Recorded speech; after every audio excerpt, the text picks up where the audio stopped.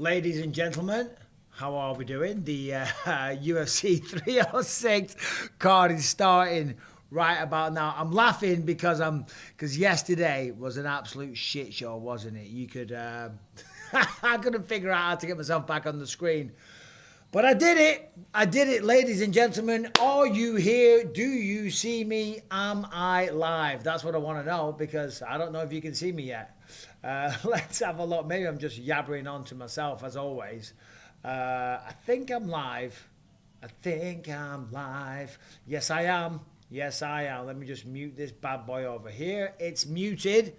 Okay. UFC 306. The anticipation is over. The wait is finally done. The first fight of the night is going down soon.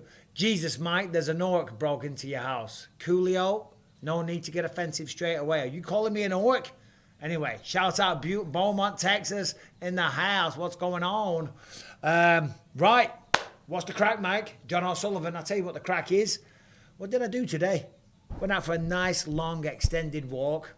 Let's effing go, Rebecca, says Will Smalls. Well, she's just nipped down to Ralph's. Nipped down to the supermarket to get some food, get some groceries, get some essentials for the house, and when she gets back, I'll rope her in. She'll be on it. Callum's upstairs with his girlfriend as well. We'll grab him in for the bit of the action as well. Thoughts on Darren Till working for Dan Kinahan? No comment there, bro. I don't know if he does work for him. I don't think he does work for him. Rebecca, that is correct. If you haven't seen the interview with Renato Laranja, check it out. So, here's Joe Rogan, DC and John Anik, looking around like this. There's going to be a lot of that tonight. It's going to be hard to keep an eye on the fights with all of the visual festivities that are going to be going down. Grasso or Valentina? All right, straight into predictions. MMA Goat wants to know. Terry Bailey, what's going on, brother? And you're right, Renato is wild. Well, if you saw my prediction video, you would know already. I think Grasso's going to give her a good go. I mean, she beat her in the first one. The second one was a draw. I think Shevchenko won the second one, however. I know Shevchenko was also winning the first one. She was winning the first. In my opinion, she won the second. She made a mistake in round 5 at the end of the first fight. Because of all that, I think she takes it. The only thing that makes me kind of nervous in that one is the fact that Shevchenko's she's 36 years old now. You know, she's no spring chicken. And I say that with maximum respect. You know, you got to be careful these days when you're chit-chatting about women's ages. Got to be careful. They don't like it. But that is the fact of the matter. Megan Levy taking a page out of Sean O'Malley's book with the red leather on. Bisping versus O'Malley, who's winning? Come on, mate. Don't make me disrespect the champ. He's a 135-pounder. I'm a little bit rusty. I'm a little bit older. But no man alive weighing 135 pounds is going to worry me in the slightest. So thank you all for being here anyway. I appreciate you. I know there's a lot of options for you these days. How many people are here? Let's have a look. I have no idea. Oh, yeah, I do. There we go. 500 of you just to start. That's not bad. John, my editor in the background, tell me you turned monetization on, brother. And I will focus on the chat, focus on the fights. First fight of the night is Raul... what's his name? Jesus Christ, Bisping, get it together. Raul Rosas Jr. versus Aori Qileng. I think you pronounce it, which surprised me a little bit. I mean, I'm not the matchmaker and I don't make the choices, but Raul Rosas Jr. has been doing some phenomenal things. He's the first fight of the night on the early prelims. So that's going to feel like a bit of a sting for him. But what is he? He's still a very, very young man. I mean, if you look at the fight card here, a lot of Mexican talent here, of course. There's that first one I was just talking about.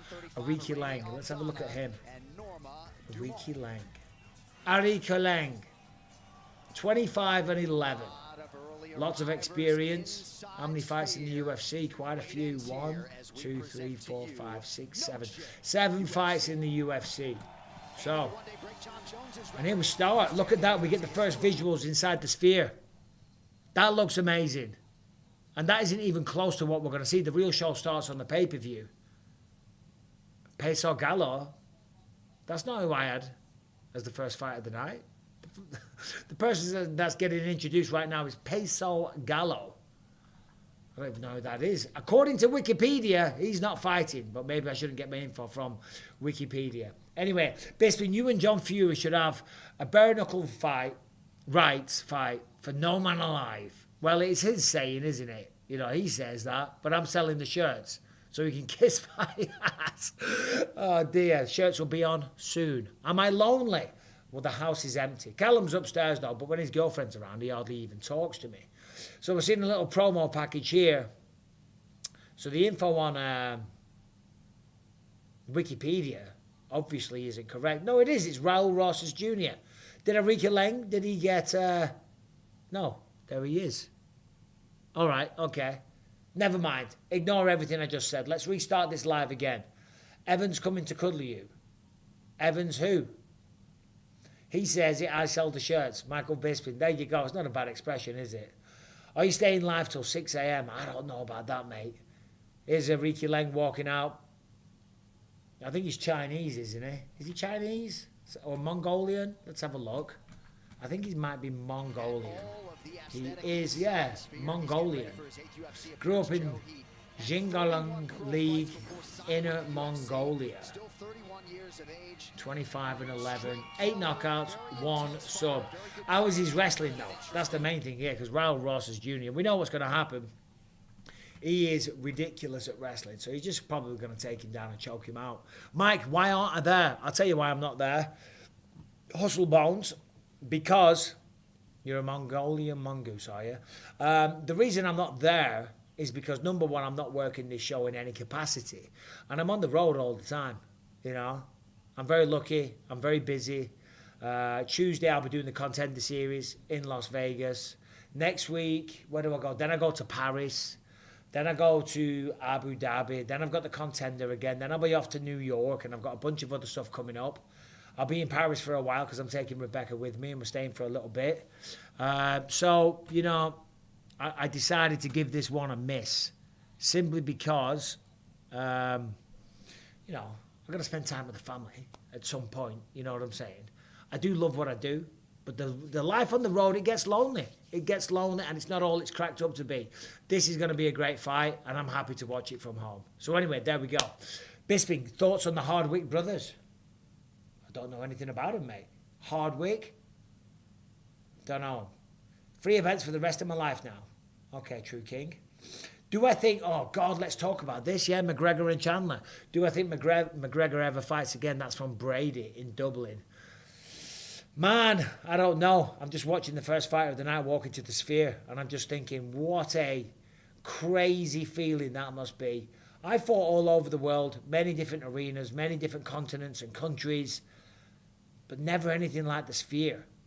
And that looks cool as hell. That's like something out of a movie or AI generated. So, yeah, as we know, Michael Chandler versus Conor McGregor, no longer happening at all. Let's have a look what we've got here. Michael Chandler. See if we can bring it up on screen. News. Here's Raul Rosas Jr. walking out. Got the Mexican flag. As we see here, Michael Chandler versus Conor McGregor. McGregor perplexed by UFC status after losing out to the Michael Chandler bout.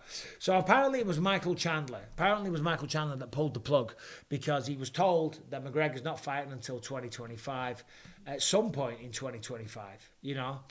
We've still got a good few months left in August, 24 yet. We're only in September, October, November, December. There's 4 months. I mean, we could be talking May, June, July. Could be April. We just don't know. It's just a shame for Michael Chandler because he sat on the sidelines for 2 years. I know fighting McGregor comes with a big payday. I'm sure that his manager, you know, negotiated a really, really good deal from the UFC. I'm sure he did. But was it worth 6 fights? You know, if Chandler was to fight 3 times a year, let's say he gets, I don't know, $800,000 to fight. Let's say he was going to get $2 million for McGregor, 2.5, even 3 for McGregor. If we guess, I don't know what Chandler gets paid, but it'll be a good amount. Let's say it's 800,000, 8, 16, 24, 32, 40, 48. So he could have earned almost $5 million. So I don't blame him for moving on. I don't blame him. And I know McGregor's pissed off. Who do we think McGregor fights next, though? That's the real question, because he's coming back I think, because we know Chandler's going to fight Oliveira, Madison Square Garden, co-main event. Main event's going to be John Jones versus Stipe Miocic. Co-main event, Oliveira versus Chandler. So shaping up to be a brilliant card. Who is going to be McGregor's opponent? No. Because it might not be Michael Chandler. I've got a funny feeling, as we know, and I know I did a video on it this morning if you saw it. I've got a feeling they're going to do Conor McGregor, Dustin Poirier 3. Or Conor McGregor versus Nate Diaz. They're both massive paydays for both men. Huge, huge business involved for both those fights. But I think right now, Poirier versus McGregor 4, because they fought 3 times. I think that fight would sell more than Diaz. What do you think about that? What do you think?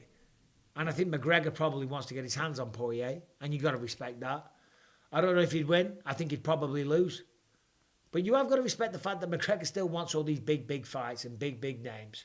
You know. Here we go. My editor in the background put a little poll up. Thank you, John. I appreciate that, buddy.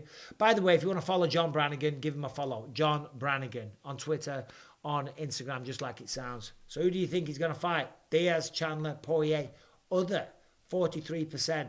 Now, hold on. I'm a bit upset with Bruce Buffer. I'm upset with Bruce Buffer. I don't like this at all. Bruce Buffer is the man with the fancy jackets. My God. He always puts on some, like, mental, loud, in-your-face jackets, and only one man can pull them off. I would have thought for the Sphere, Bruce Buffer would have gone all in. He would have gone all in on the Mexican theme and the extravaganza.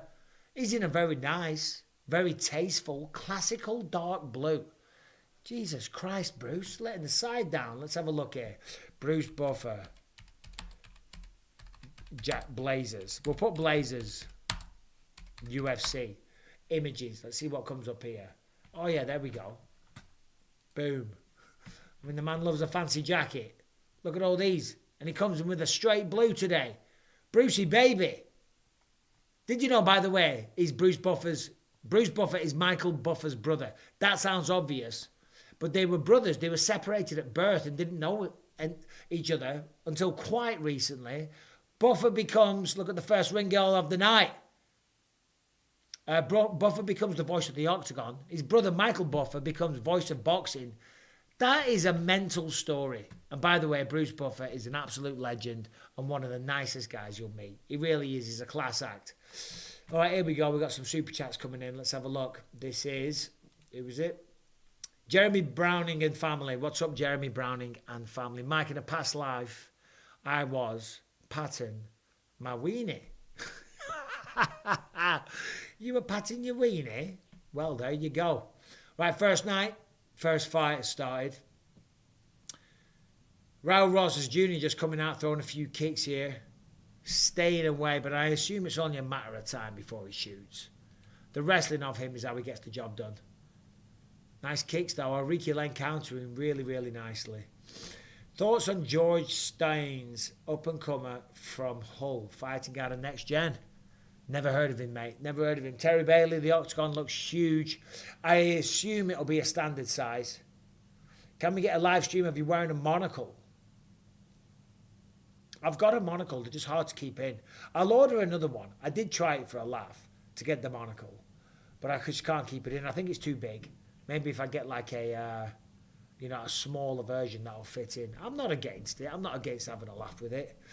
Tried to get a new eyepiece the other day as well, because this one you're supposed to replace them every few years, but they keep messing it up. When I got this one done, it was one and done because they hand painted. They take a mold, they put like some kind of like residue into your eye. It's really cold, and it takes out a mold of your eye. They shave it down, then they colour it to match the other one. I keep going back, and every single time it's not the correct colour. So anyway, first time it was like bright white, so it looked stupid. This time it was blue. Well, it had shades of blue. So anyway, that didn't work. So they've had to start from scratch. Right, here's Raul in on the first takedown, gets it easy. Single leg, finishes it nicely, run the pipe there. Now he's got him down. Now he's on top. Let's see what Qileng has off his back. I doubt it's going to be enough to stop him. Mike, these screens are pointless. Looks shite. Well, Antec, I don't think the bonanza has started just yet, to be honest. At the moment, how can it look shite? It looks no different from a regular broadcast.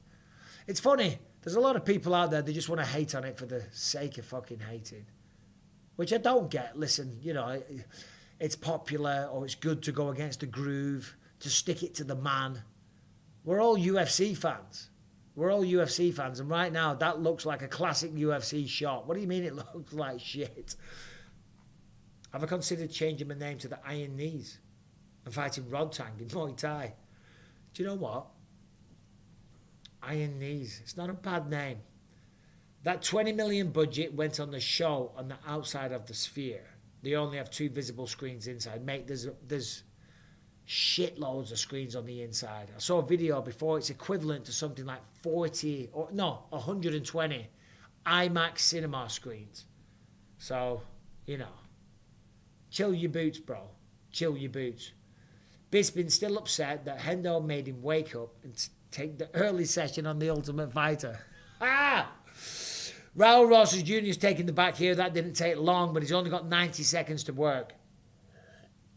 If you're fighting Raul Rosas Jr., you are working these positions in camp all the time. All right, we've got a super chat from Matthew Martinez.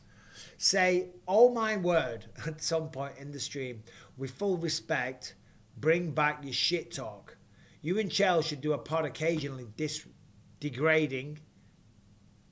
It's okay, Matthew Martinez. You want me to bring back some shit talk? Work on your spelling. Read a book. That's not how you spell disagreeing. Maybe a typo, though, so I'll let you off. And being rude to each other. You're funny and rude by nature. But we know you don't let it out. I am funny and rude by nature. I'm being funny and rude right now. But what more do you want? You know, Chael's a nice guy. Chael's chill these days. He's not really a madman. You know, you're not going to have someone on to have a podcast just to shout at each other, are you? But I am looking... I'm not. When I have people on the podcast, I want them to disagree with me. I want to get into like a spirited debate. I want to talk a little bit of shit and have an argument because that makes for compelling viewing. But so far, everything I say has been on the money, so everyone just agrees. What's the view like of the fights from the top seats in the Sphere? No idea, mate. Sharp Tooth, thank you very much for the $10. You were awesome in Strike Back. Is it true? What was the experience like? Is it true you got hit with a real wooden leg instead of a prop one? That isn't true, but it is true. Oh, shit, it's done. Is that the end of the round? Oh, it's the end of the round. Raul Rosas Jr. was on top there, full mount, pounding away. Wasn't sure if it was the end of the fight.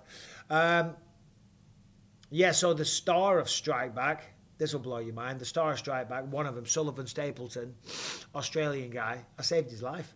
We went to a nightclub. We had a heavy night out. We were well oiled. We were pissed up to the max. And we went to a nightclub and we were down in whiskey and vodka and all kinds of shit. And something happened that I will leave out of the story. And we had to leave the nightclub. And there was about 6 or 7 of us, mainly girls that were like the hair and makeup and everything in the wardrobe. They were all friends of Sully's.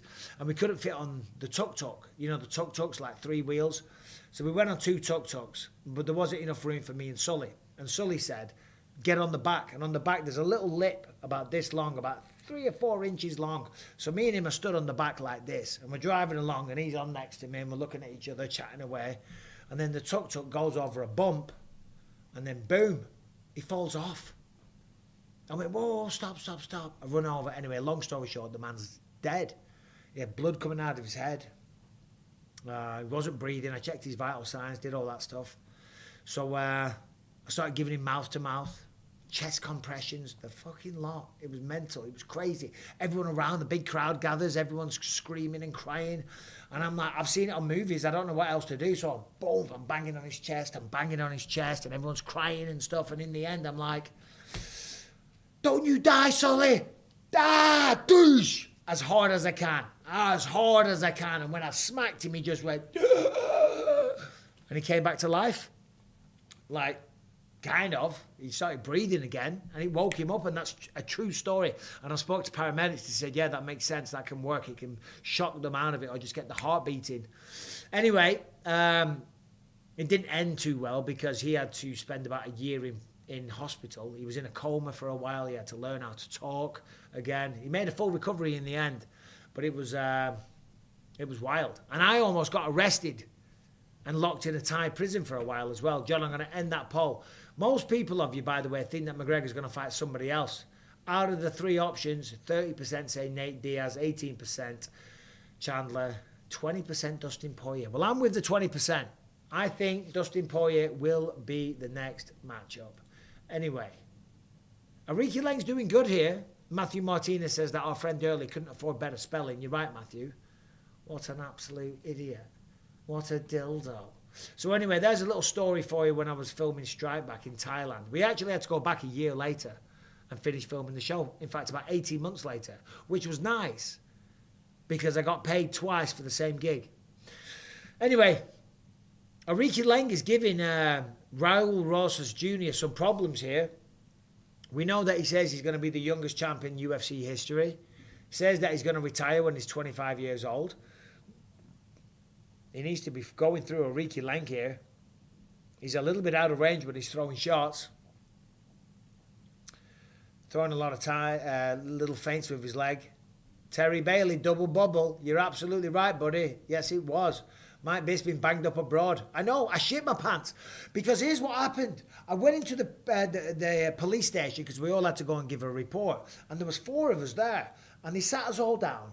And I purposely went in the second one. Right, because I'm smart. I'm thinking, right, I've been in police stations many times, right? I'm thinking, right, when the police come out, they'll interview this guy first, and then logically, it should be me next. So when he comes out, when he does the first person, it's me next. He walks out, and I went, all right, me next. He goes, no, we want to do you last. I'm like, oh, for fuck's sake, they're going to pin it on me because he's a big star. You know, he was in the 300 movie and all kinds of stuff, the remake. I'm like, and they don't want it to seem like Thailand's a dangerous place. So I'm like, oh my God, they're going to pin it on me. In the end, they questioned me and they're like, well, why'd he fall off? I said, I don't know. They said, were you drunk? I'm like, yeah, we were all drunk. We were all drunk, you know. They went, well, did you guys have an argument? I'm like, no, we didn't. What are you talking about? Anyway, they let me go. And I was like, Jesus Christ. I was going to jump on the very next flight out of there. And I know that would have looked bad. That would have looked like I was guilty for sure. But at least I could argue my case from England. I wouldn't be locked up in the Bangkok Hilton, would I? You know what I'm saying? Anyway, back to the fights. That's the end of that story. When Chinese fighters lose, oh, God. No, I don't think that. I don't think that DWSX leg it kill. But thank you very much. Youngest champ heard that before. Yeah, I know. Who said that? It was, they're throwing down now, though. They are going for it. Aori Qileng standing his ground and doing very well. Connected there. Raul Rosas Jr. shoots. Nice takedown defense from Aori Qileng. Stopped it. Stuffed it. Well. We have heard that before. Macy Barber. Remember Macy Barber? She's still fighting, of course. Still doing big things. Highly ranked. She said she was going to be the youngest champ. Who was the youngest champ? I'll throw a Free Man Alive t-shirt out to the first person that tells me who was the youngest champ in UFC history. Come on. You're not going to believe it. No, it wasn't Harrington's girlfriend. John Jones, there it is. Come on, let's go. The man's a legend. Oh, flipping heck. Where in Manchester am I from? Well, I'm from a town called Clitheroe, about 45 minutes outside of Manchester. It's a long way from Manchester, to be fair, in terms of like the city, the people. It's just a small little mill town. Lots of sheep, lots of cows, lots of countryside. Beautiful little place. But the biggest city is Manchester, and in America, no one's heard of Clitheroe. Some people may have heard of Manchester, so I used to say Manchester, but I'm from Clitheroe. Mike, shout out Wigan. Do you think Ortega's going to do well tonight, and should he move up? Yeah, I mean, he struggled last time to make the weight. Maybe he wasn't as disciplined in training camp or whatever the case may be. We'll see. I mean, he's made 145 plenty of times before. He's had lots of good performances. He's only been beat by Holloway and Volkanovski. So there's no reason to think that he can't perform still at that weight. But he's got a tough fight. Diego Lopes. Diego Lopes is the real deal, man. Should we have a look at his record? I mean, you've all seen it. You all know the record. So let me just mute that. We'll move these things around. We're fully functioning here. We are, integral streaming, and I don't know what that means, by the way. fully immersive is what I was looking for. Where is he? Diego Lopes. Look at that. Movsar Evloev. Short notice, almost finished him. And then these 4 fights. 3 quick finishes. Decision against Dan Ige. So yeah, we'll see, mate. We'll see. All right, Alexander Hurst, thank you. Love BYM, thank you. New podcast dropping Monday. Anthony Smith will be back. He's been absent lately. He'll be back. Love BYM, first UK champ. Done us proud. Cheers, mate. Want to show some love. Respect from Essex, Ockenden. Fucking hell, mate. You're from fucking Essex? Why don't you tell me something? Nice one, mate. I appreciate that. Thank you, Alexander. Liverpool. What about Liverpool? Manchester's way closer than Liverpool to me, mate. Chapman gang, let's go. Chapman, tiny little village just outside of Clitheroe. Are you from Chapman, Sham51? I never thought I'd have someone on the stream from Chapman. I've made it. Fight's not started in the UK yet. Yeah, because this fight is on the early prelims. So I'll show you again. There it is. Early prelims. Hold on. Sorry about that, guys. I've been on the little window.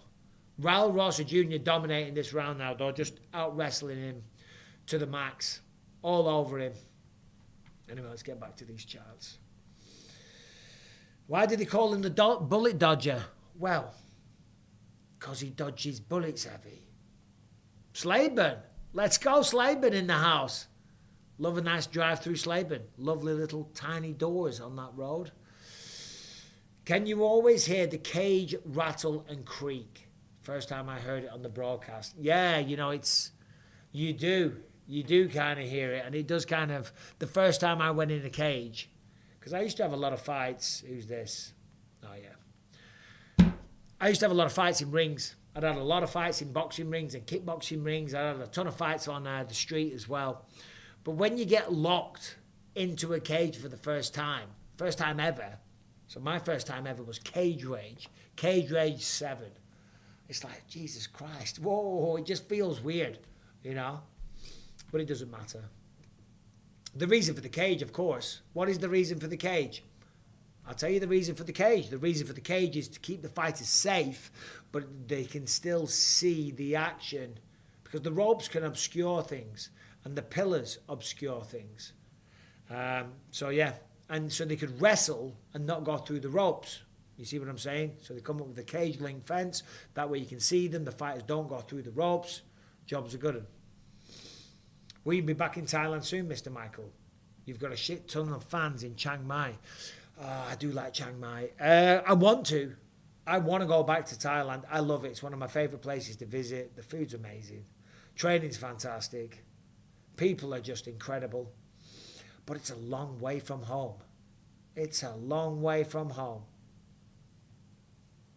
I used to listen to BYM back in the day. What happened to Lewis? We had to move on, mate. We had to move on. Simple as that. Chiwiwis. George Rodriguez, cheers, mate. Chiwiwi's doing pretty good here. He's about to win a decision. There's 1 minute 45 left in this fight. And it looks like a pretty clear-cut decision victory. What's going on in the fight, Chiwiwi? I just told you. You were just in Pattaya, Dirty Bruce. Nice one. Thanks for the membership. I'm from Hyde. I remember going to that place. What place? Sharp Tooth says, that was an amazing story. Thanks for sharing it. What is your favourite performance in MMA that I had? Do you know what? One of my favourite fights that I had was... my neck is killing, guys. I had surgery, so it's fucking bad. I'm trying to not take the painkillers because they're a bit heavy. You know what I mean? And they're very addictive. But I might have to pop one in a bit because I'm bloody in pain. Anyway, favourite fight performance for me was the Kung Lee fight. Kung Lee fight was a good one. I managed to show what I was truly capable of. It was my first good performance since coming back with my eye injury. It was a great stoppage. We were in Macau, China, I felt like I was on the set of bloody Bloodsport or something. I'm fighting Kung Lee. We're in China. We're throwing spinning back kicks all over the place. Ba, ba, ba, ba, ba. Beautiful long combination to finish him. That was some Street Fighter 2 shit, I'm telling you. It was great. It was awesome. And the after party was epic. Let me tell you that. From what I can remember anyway. Do I like Carl Pilkington? I'm going to do this because I think that makes it better on my neck. Do I like Carl Pilkington? You mean from An Idiot Abroad? Is it? No, not An Idiot Abroad. Yeah, it's Idiot Abroad, right? With Ricky Gervais. Yeah, I think he's great. I think he's funny. I'm a massive fan from Bradford, England. Always love watching you, mate. You're a big inspiration. Well, cheers, Harrison. I appreciate that, buddy. All the best to you, mate. How's Bradford treating you these days? I haven't spent too much time in Bradford, which I think is a good thing, isn't it? Let's be honest. It's not exactly known as one of the, it's a tough city, isn't it? Where is Rebecca? She's down at the shop, mate. She's getting some vodkas. She's getting some tonics for the vodkas. I'm in Hyde near Ashton, Stockport. You're a legend, bro. Cheers, mate. I used to go to a gym in Stockport. Strength and Performance, I think it was called. There's a big, massive mill as you're coming down the, the M60? Is it the M60? As you're coming down the M60, big, massive mill on your right, bottom floor, Strength and Performance. Any more acting roles coming up? Yeah, hopefully. I've actually got 4 movies waiting to come out, which sounds very fancy, but it's not. 2 big ones, 2 little appearances, 2 cameos, really. One of the cameos I'm really looking forward to, I can't say what it is, but I've got Den of Thieves 2, which is a sick film, by the way. Not the biggest part, but still, I play a nice little part in it. And then Red Sonja should be coming out sometime soon. We filmed that 2 years ago, but that's my biggest part to date. I'm crying in that and everything. You know what I mean? I'm showing some real emotion, some real range, showing what the boy can do. All right, we're about to find out that Raul Rosas Jr. won the first fight of the night. Hey, Becca. Just come and say hi real quick. We're flying here.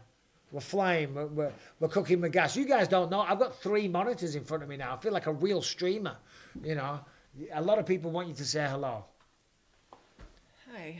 Hi, guys. There's Rebecca. Okay. I'm Rebecca. Nice to meet you all. I'm going to say something. Yes? I need a drink. Oh, what? Just a vodka tonic. Okay. You said you weren't drinking. No. I know. He said this morning, right? No more booze. I'm in pain. And that wouldn't be the first one he's had today. No, oh, there, get out of here. Go on, fuck off. I had one too. It's okay. She did. We led by the pool. I know that sounds la-di-da. Yeah, anyway, got a few movies coming out. Hopefully a big role at the end of the week. Rebecca's going to come and join in a little bit. She'll come and sit down with us. I do need a massage. Can you believe this? Raul Rosas Jr. got the victory. He's on the microphone, hyping up the crowd. Shall we have a listen to the post-fight speech? Let's turn it up. There it is, Chihuihuis. What does that mean?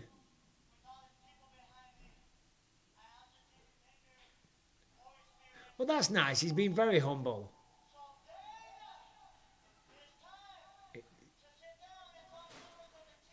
Oh.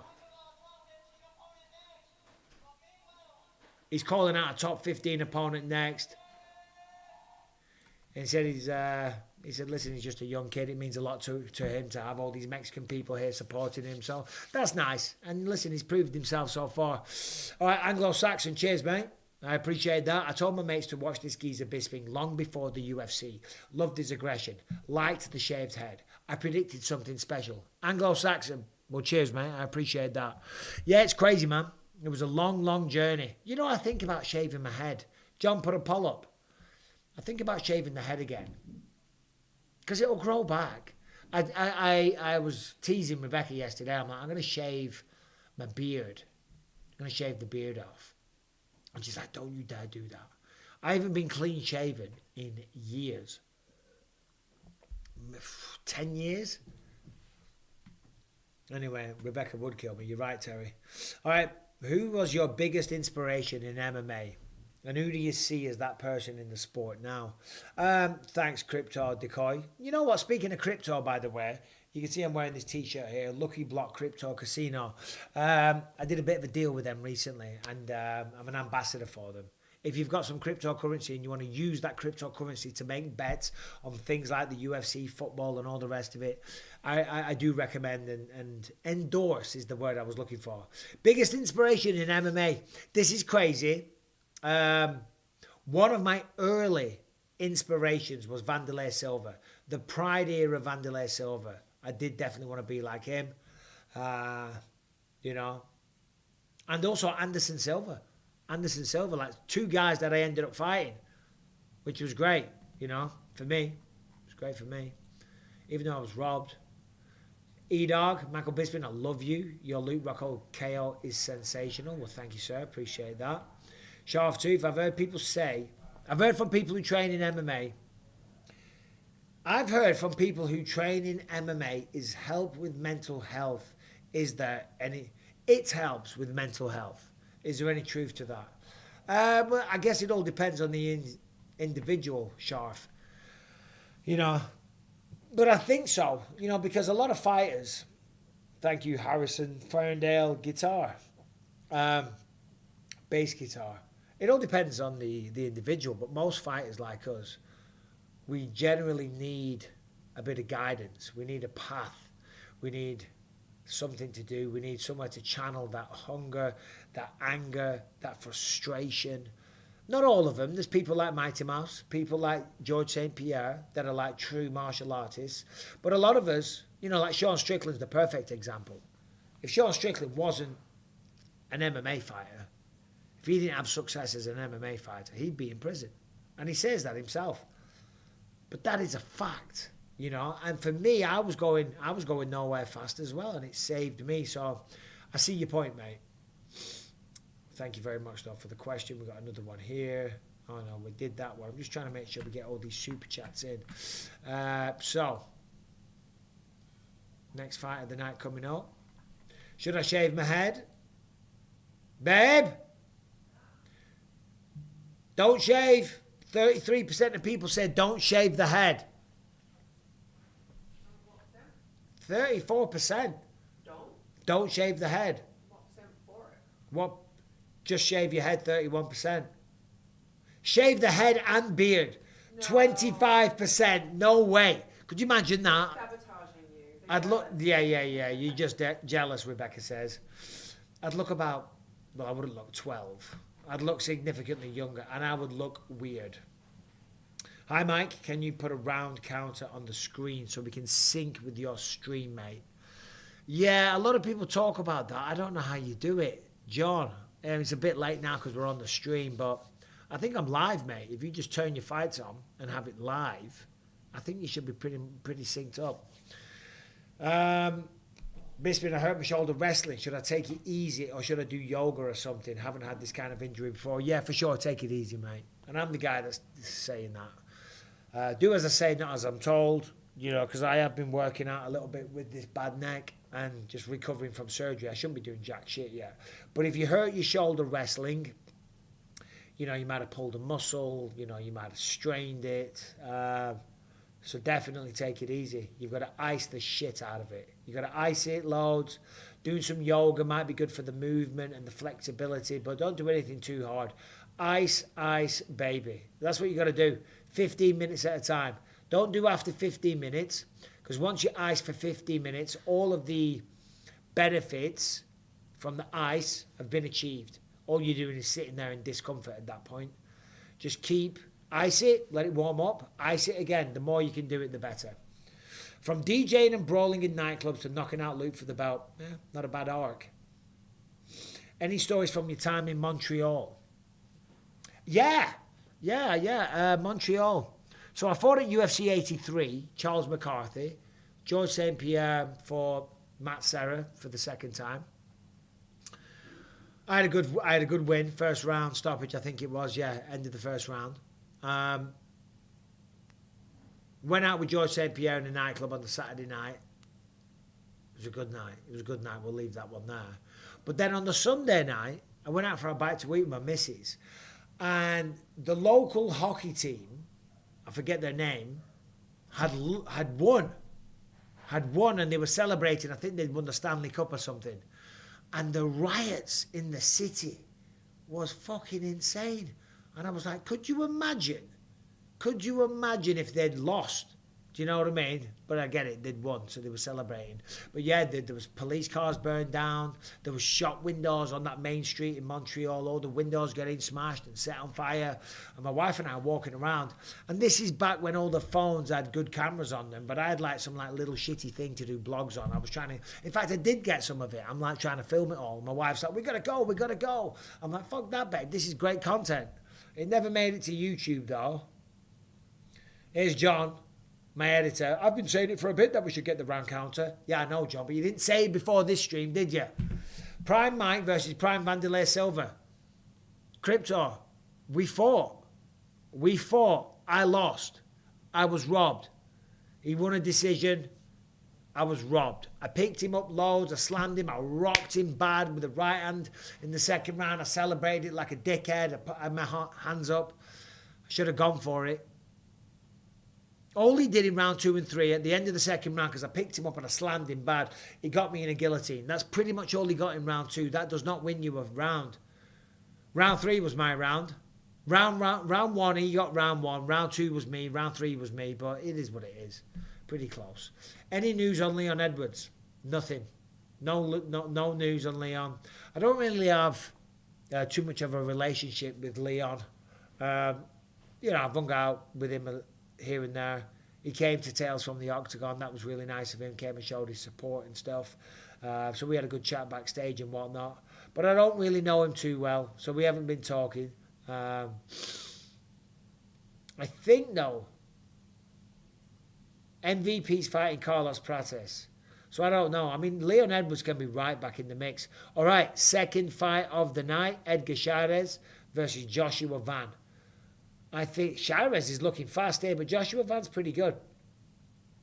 Alexander Hurst is here. He says, just curious, did BYM up its game to live shows because Ariel went AWOL and MMA Hour fell apart? Would you ever go on Ariel's new show? No, I wouldn't go on his new show.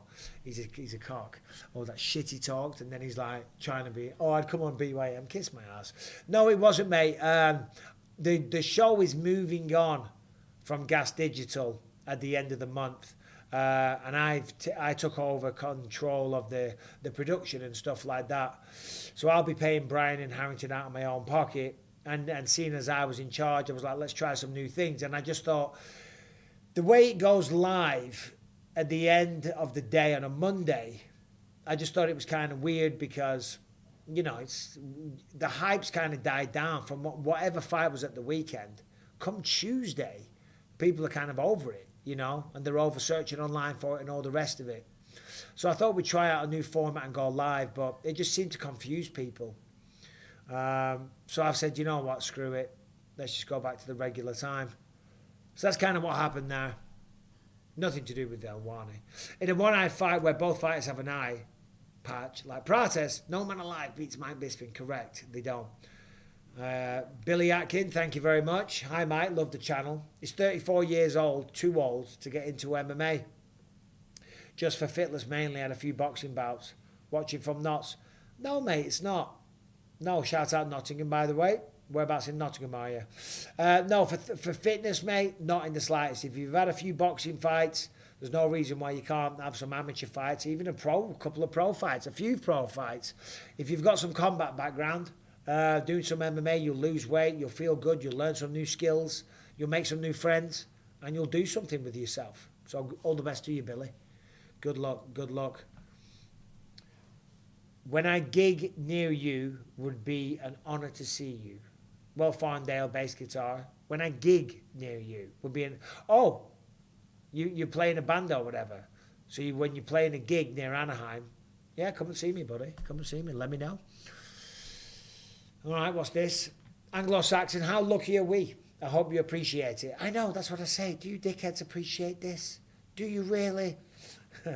We're live and we're talking to a living legend. Very kind. Middleweight UFC champion of the world. I'd have him after a few bevies. We all love a scrap. Well, good. I like the style. That's what I want to hear from people. You got to believe in yourself. You got to have confidence. Just like Édgar Cháirez is here. He's looking really good. He's way bigger than Joshua Van. It's like I always joke around with Tom Aspinall. I always joke around with Tom when I see him. I say, I'm knock you out, Tom. And he always like laughs at me like a condescending laugh. It's like, bro, don't think I wouldn't have a go. He's a great fighter, but you know what I mean? Just like you'd have a do at me, bass guitar. Tom Aspinall, listen, odds wouldn't be good, but I've never backed down to anyone. Shout out to Tom. He's an absolute class act. He's brilliant. In my 50s, martial arts keeps you young forever. Yeah, I know. And I'm looking forward to getting back to martial arts. Who said that? Charibdes. Skilly? Whatever.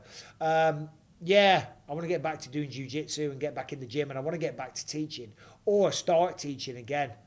Prior to being a pro, I used to teach a long time ago just to earn a little bit of money. Holy shit, Joshua Van just threw the sickest spinning wheel kick.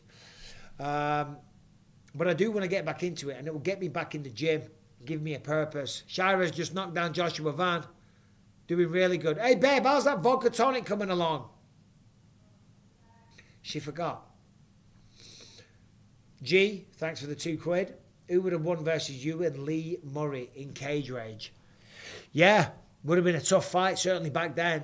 Would have been a really tough fight. Lee Murray was A, as tough as they come. B, about my size.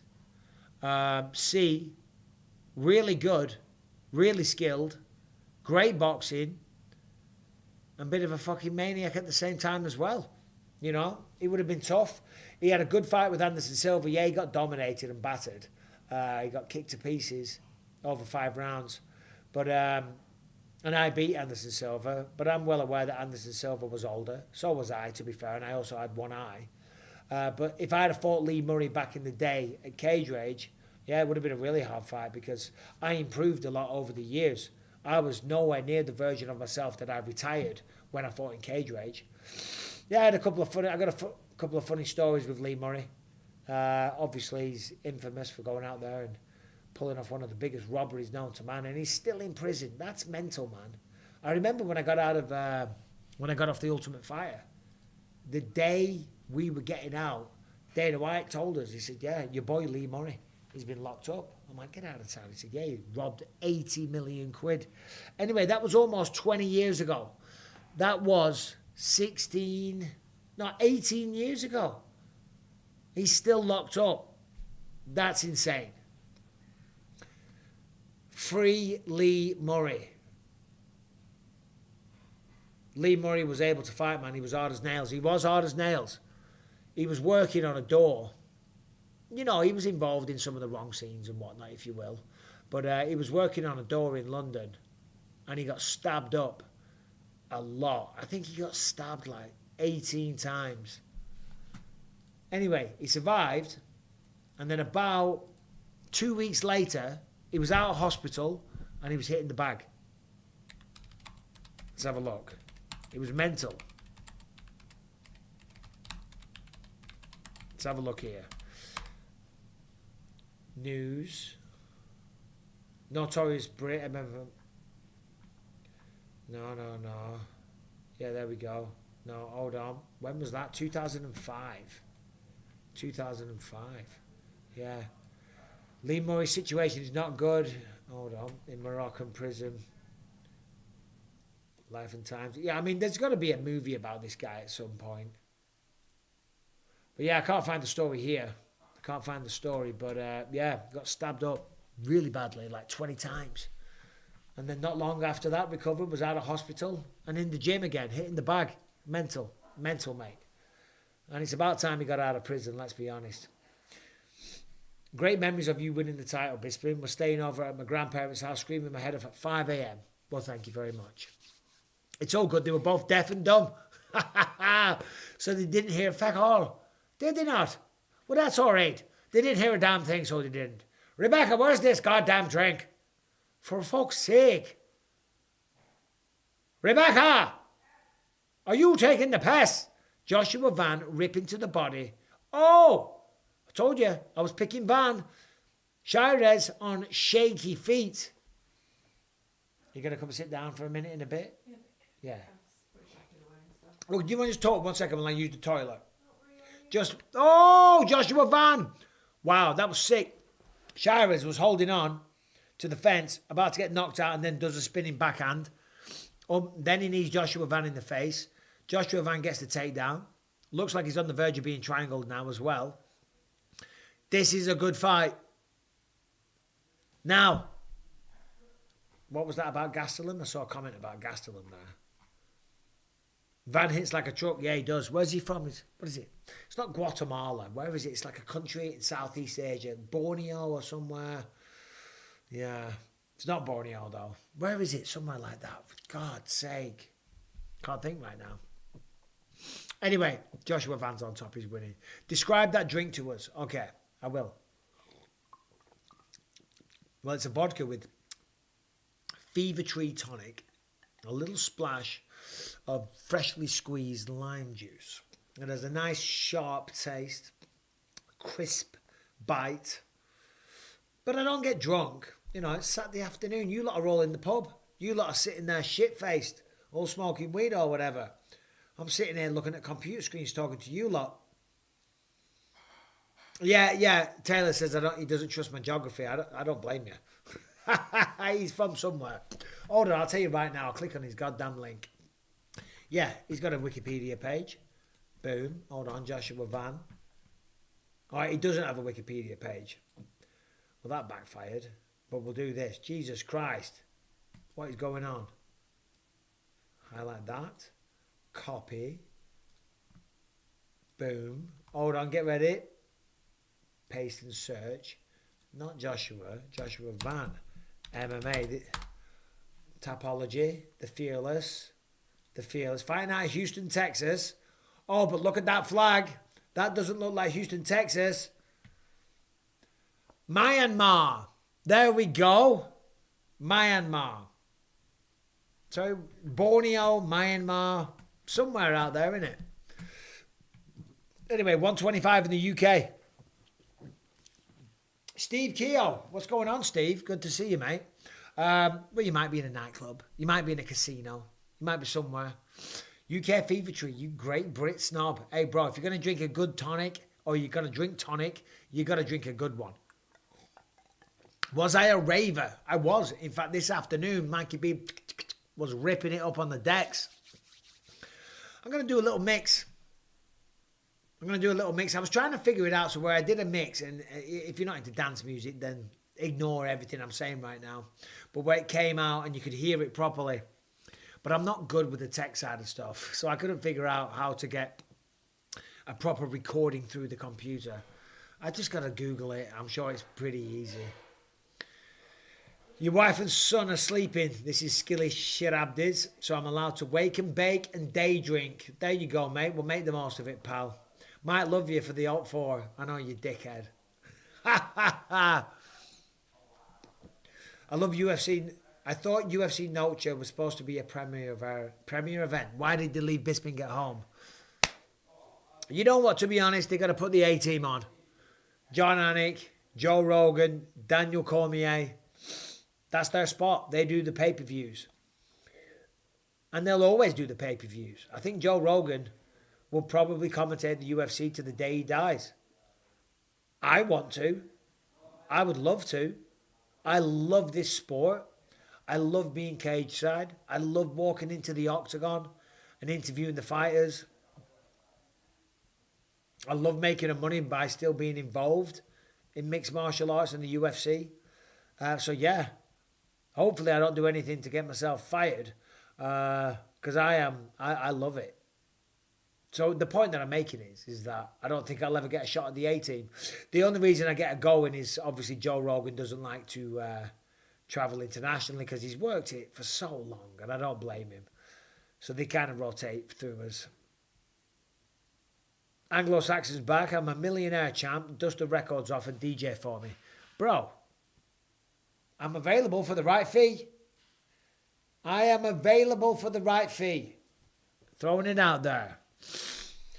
It's 10:30 in the morning here in Australia. Well, it's never too early for a little beer, mate. Bloody hell, what's your problem? You're watching bloody fights or what? That was bad. You're an excellent commentator. Thank you, William Runner. You know, you can't please everybody. You know, people say nice things. People say bad things. People talk shit. and be abusive and offensive. Who gives a damn? I'm not throwing shade on you, but you arguably could be there instead of DC, bro. Well, thank you, Dill Roberts. DC does a great job. Again, he's great. People like to talk shit. Dylan, babe, we got a new member. Did you hear that, Dylan? Louder! Louder! There we go. Lucas! Lucas gives a good woo. Stephen Butler, Anglo-Saxon, asking his thoughts on cheese going back to sops. I knew he would. We're talking about a bit of Northwest dance stuff here. Matt Cheese, DJ. Oh, so you're friends with him, are you, Anglo-Saxon? Cheese. People on Twitter say what? Where was that? People on Twitter are saying the Sphere is a hit. What say you, company man? Well, I'm not there, but I'm watching the fights, and it looks good to me. So what do you want me to do? Company man, shut the fuck up. Morons. Oh, look at this. Joshua Van doing really good again here in round 3. Say tomato, Mike. Are you still murdering it? Tomato. Yeah. What? I don't say tomato. But I will say this. I have sometimes said tomato. I have. Because when you go in a restaurant out here and I say tomato, it's going to get some tomatoes. They go, oh, look at this guy, man. Tomatoes. Oh, man. And it starts a whole goddamn thing. And you're like, oh, for fuck's sake, just get me the tomatoes. So now I say, sometimes I do say, can I get tomatoes? Because I just can't be bothered with the whole back and forth. Jack Sparrow, thank you very much. Respect from East Tennessee. I'm a 1978 guy. So I see life a lot like you. Got my purple belt today. Congratulations. Took me way fucking too long. Hope this $20 will buy you another coffee out there in Cali. Thanks, brother. Buffalo Trace sipping tonight. Yeah, congrats on getting a purple belt. That's a great achievement. That's a great accomplishment. It really is. Getting a blue belt isn't easy. Getting a purple, stick at it, mate. You're 1978, so what, you're 46? You could get your black belt. That's what I want to do. When my neck heals. Baby, you get me something for my neck. I don't know, how many times do I have to ask? Do you know what I mean?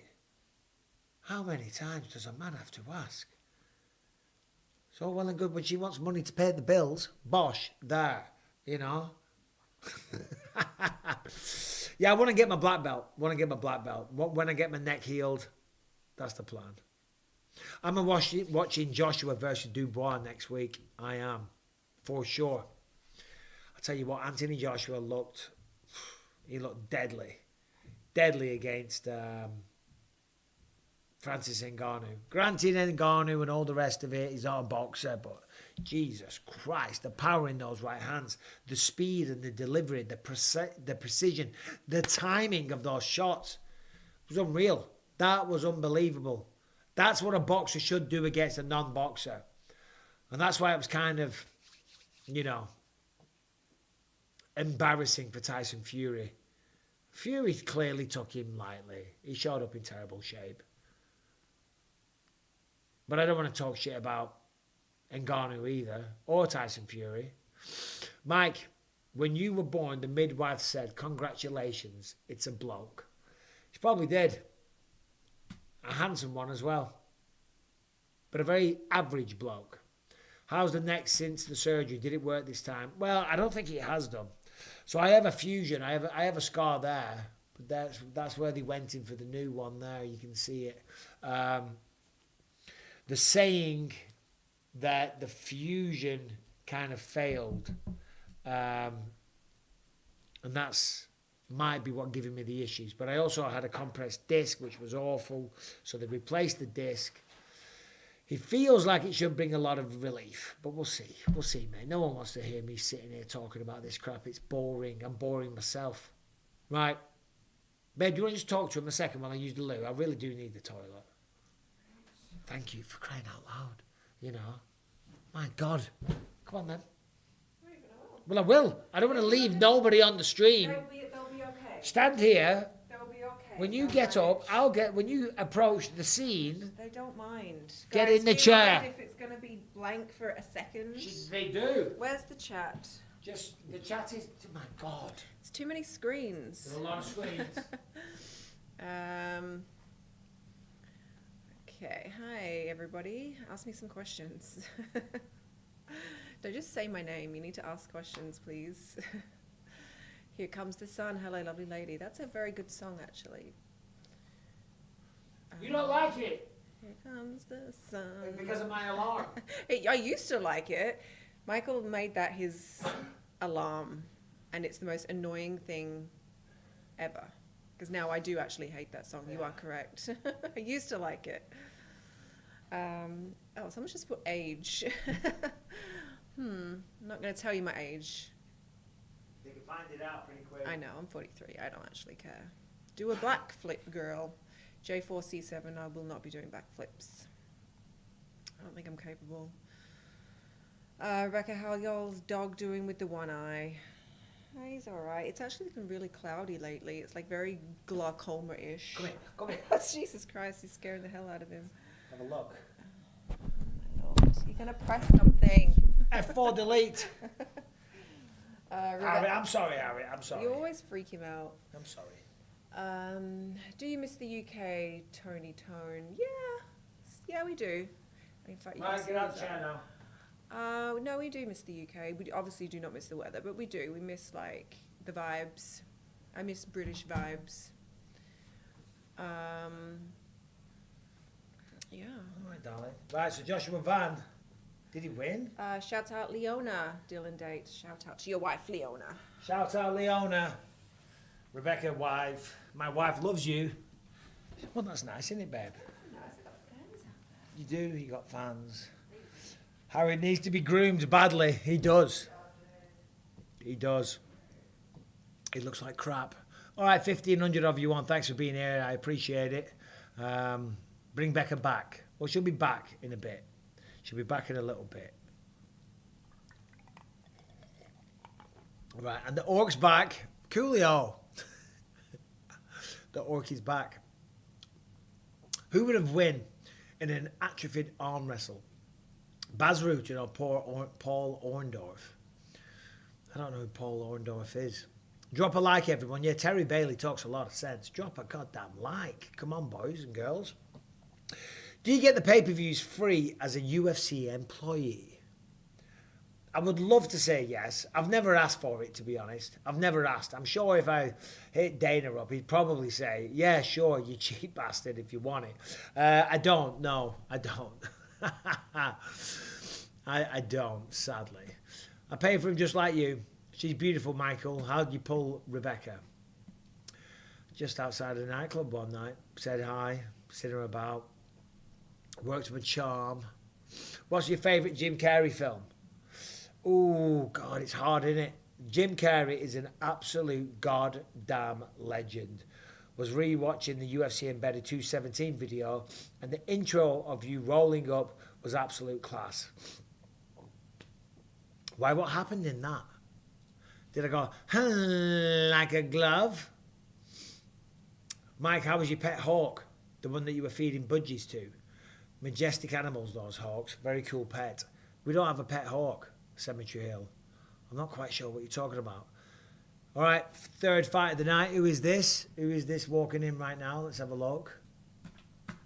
Seen some highlights on the screen. Someone's walking in. Third fight. Oh, Yasmin Jauregui versus Ketlen Souza. This will be a good fight, I'm telling you. Jauregui, unreal. She's very, very violent. I don't have a pet hawk though, mate. I wasn't feeding budgies to it, even if I did have one. What would you do if you were Izzy, losing 3 of his last 4 fights with nothing really left to prove? Yeah, I know. It's a tricky one, isn't it, for Izzy? Because I think he still wants to fight. But he has lost 3 out of his last 4, which is crazy. What do you do, right? What do you do? Do you keep going? Do you keep going? Make some more money? The thing is with Izzy, I think he'd struggle to not be in a main event. I think he'd struggle mentally to not be the champion and to just to be like a regular guy fighting mid-card. Pretty sure you were feeding budgies to a hawk. Lol. No, I had a sun conure. I had a bird, a sun conure, and it had some budgies in the same cage. Didn't really work out too well. A couple of them died. We weren't feeding them though. Yeah, Izzy, just keep fighting. I mean, who knows? He's done it, right? He defended the belt, 4 times? He could step away. His legacy will be there. He came here, he did it. He did what he said. He made money. He's made millions of dollars. Achieved worldwide fame. You never know. You never know. Maybe he comes back, goes on a crazy run and becomes champion again. 20 million for a effing green screen. Well, the production hasn't started yet, mate. The production starts when the main card starts. I think that's when you're going to see all the bells and whistles. Flat Earth Society has members all over the globe. Ha! Ha ha! Space Wolf, that's a good one. I know. Jack Sparrow, thank you, Jack. Your subscribers count is 666,000, Mike. That's crazy. Me, myself, and Irene is the funniest shit in the world, by the way. Yeah, that is good. That's a good one. Dumb and Dumber has got to be up there. What's the other one? Pet Detective, Ace Ventura, The Mask. I haven't seen The Mask in years. You know, I go through like movie nights with Lucas and I show him like early movies and like 90s movies and stuff. And that's got to be one. That's going to be one that I'll show him. I think he'll like The Mask. Liar Liar is okay. It's all right. It's good. But it's a bit too PG. Ace Ventura is absolutely hilarious. Let's see that. Instant replay. It's so funny, man. It is so funny. Jim Carrey is hilarious. Yeah, In Living Colour, he was good on there as well. The Truman Show, that's a good film, but it's not one of his funniest. It is a very, very good, interesting, original film. Cable Guy, that's one of Rebecca's favourites. Cable Guy was awesome, which is crazy because it was shat on. It was shat on universally by a lot of people. They all said it wasn't very good. I Love You, Philip Morris. That's a good one as well with the Ewan McGregor. That's a good one. Have you seen Eastbound and Down? Yeah, of course I have. What's he called? What's he called? The guy in Eastbound and Down. The character, I mean, not the actor. Bruce Almighty. It's a good one. Pet Detective 2 is the best. I don't know about that. It's funny when he's climbing out of the rhino, though, isn't it? Why are people acting like this is as good as the production is going to be tonight? No, I know. Nico's Gaming, thank you very much. Right now, it's a standard broadcast for the most part, which is taking place in the Sphere. Dana's made no secret of it that the bonanza, the extravaganza, the real show starts for the pay-per-view, which is why they've probably done it. They're spending 20 million on it, and they're going to save it all for the pay-per-view to encourage people to buy it. I guess you could have maybe done it for the last fight on the prelims just to like give him a taste. Do I want Trump or Kamala to win? It's a shame, isn't it, that there isn't a third candidate. But out of the two of them, I think I'd go with Trump. No, they're not perfect. There's not everything. The Conservatives and the Democrats, they've both got shit going on that's terrible. But I would go with the Republicans. But there's a couple of things I don't like. Anyway. Would you have told the axe murderer that Jesus isn't real? I would have done. Yeah. Because he's not, in my opinion. I mean, God bless you all. God bless you all. You know, I was raised a Catholic. I have respect for anyone. You know, you have your beliefs. Fair play. Bisping is Anthony Smith coming back to the podcast. He is Dylan. He'll be back Monday. He'll be back on Monday. Going for the tax cut, eh, Mikey B? What do you mean? What do you mean? Right, so here's Yasmin Jauregui. Fight's about to start. I'll never forget when she had her debut in San Diego. San Diego. Great performance. Benson, I have not seen the new Beetlejuice yet. We might go watch that tomorrow night, actually. Callum went. He said he laughed from start to finish. Anglo-Saxon's back. Thanks again. My memory is dodgy, champ. Did Ian the Machine Freeman ever fight in the UFC? He did. He was the first Brit to fight in the UFC. The true pioneer. He was the first one. I actually train with Ian quite a lot. Ian, hey babe, can I get some water as well? Lucas. Hello? Can I get some water? Please. You can hear them out there. I can hear them in the kitchen. I can hear them ruffling and opening doors. And when I ask for something, silence. Yeah, I fought on... my first ever fight was on one of Ian Freeman's shows. Trained with him as well shortly after that for a while. We both fought on Cage Rage 9. Yasmin Jauregui coming out strong against Ketlen Souza. Nice slit by Ketlen there. Yasmin Jauregui's got really, really fast hands. Right, Mike, I'm going to the Monroe's reunion. Stay safe, bro. Bolton massive. Is there a Monroe's reunion tonight?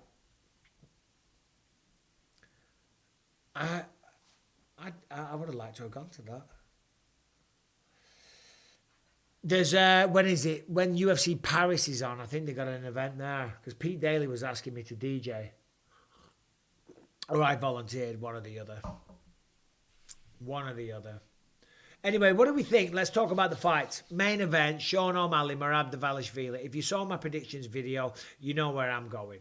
My prediction is Sean O'Malley. Although Merab is the kind of guy to rock the boat, to get inside, to take him down, to win a great fight, you know. But I think it's going to be tough, but I'm leaning towards Sean O'Malley. King Ragnar says, when is the No Man Alive merch dropping? Dropping very soon, mate. Dropping very, very soon. We've got hoodies. We've got T-shirts, a variety of colours. Very, very good quality. Yeah, within a couple of weeks, I think. A couple of weeks, they'll be live on sale. They're just sending me out a few samples so I can wear them on the podcast and stuff like that. And then we're just setting up all like the business side of things. But yeah, it's dropping soon. So thank you very much for asking. And make sure you grab it when you get when it gets released. I think I'm going to sign maybe the first 50 sold or something like that. So you know, you could be one of the first 50. O'Malley for KO or to get KO'd. I think he goes out on his shield or brings it home. What's my favourite fast food joint and order? I don't eat a lot of fast food, to be honest. Yasmin Jauregui is looking really good here. Beautiful boxing. Nice footwork. Keeps catching Ketlen Souza on the inside. Ketlen Souza does a good job of closing the distance, but Jauregui keeps catching her with a little right hook. Nice 1-2 straight down the pipe as well. Ketlen Souza seems like she's got a bit more power. Not quite as fast. Higher volume from Yasmin Jauregui. Oh, flying knee attempt and then an elbow from Jauregui as well. Good fight, man. Good fight. In-N-Out Burger. I do love a double-double. A double-double from In-N-Out. Oh, God. The problem is with In-N-Out. Every time we go, the line is so long. It's so long. So I just say, fuck it. I can't be bothered. I'm not waiting in line for hours. I'm not going to do that. Like a bit of Chick-fil-A. Not open on a Sunday, though, because it's the Lord's Day of Rest, isn't it? You know. That is Chick-fil-A. That's what I just said, Rebecca. Oh, look at that. Rebecca can hear me when I'm chatting away to argue about something I said. But when I request politely a glass of water, I have to wait a while for it to come. Do I miss UK takeaways? I do. I do miss a good chicken and doner kebab. Oh, look at this. Wow. Ketlen Souza under the chin with the rear naked choke. Oh, she's got that locked in. She's going to tap. She's going to go to sleep. She's going to go to sleep. That's it. She's out. Wow. Wow.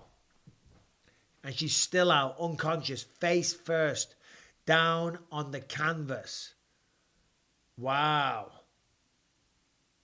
Still unconscious. Oh, there you go. She's awake now. It's a weird feeling that. You're there. Like when I thought George said, yeah, the prick. You're in a fight. They've got you choked up and you're like, I've got this. Ow, that hurt. You're like, I've got this. I've got this. I'll fight the hands. I'll fight it. I'll fight it. And then next minute, you open your eyes and you're like, what the fuck's going on? What's happening? And they're like, it's okay. It's okay. You lost the fight. It's okay. Stay there, Michael. Stay there. Stay there. And you're like, what are you talking about? I'm fine. And then they're all babying you. You know, it's like, I'm fine. Let me up. Stay. Stay there. Stay there. And then everyone's like, what? You know, they're like, Michael, oh, yeah, you got choked out. And you're like, oh, for fuck's sake. All that training for nothing. He has one hell of a squeeze. He does. And so did Yasmin Jauregui. Now you look like the history teacher. What, because I got glasses on, it's a little immature. I've ordered new contact lenses though. A few days I'll have contacts. The glasses will be gone. Okay? My optician, the guy that was using, he couldn't get the bloody prescription right all the time. So it was pissing me off. So in the end, I've just gone to a new optician's. It only took me 6 months to come up with that really smart idea.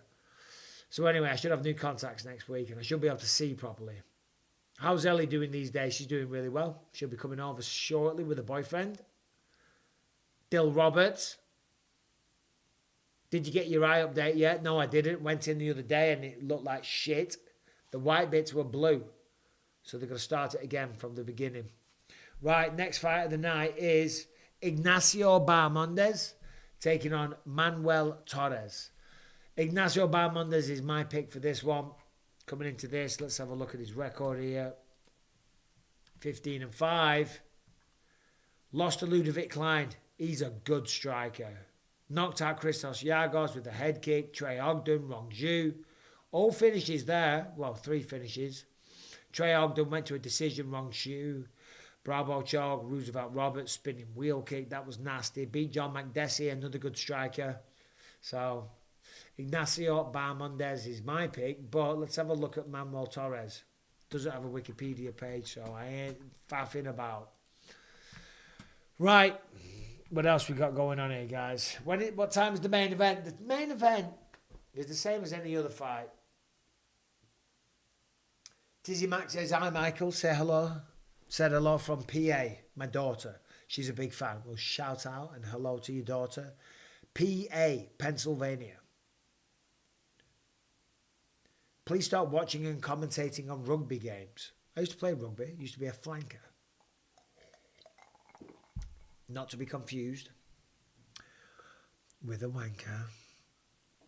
Such bullshit having to buy both contacts. It's like a one-armed man buying a pair of gloves. Or a one-footed man buying a pair of shoes. You know what? You're right. Let me tell you this. My mother had polio.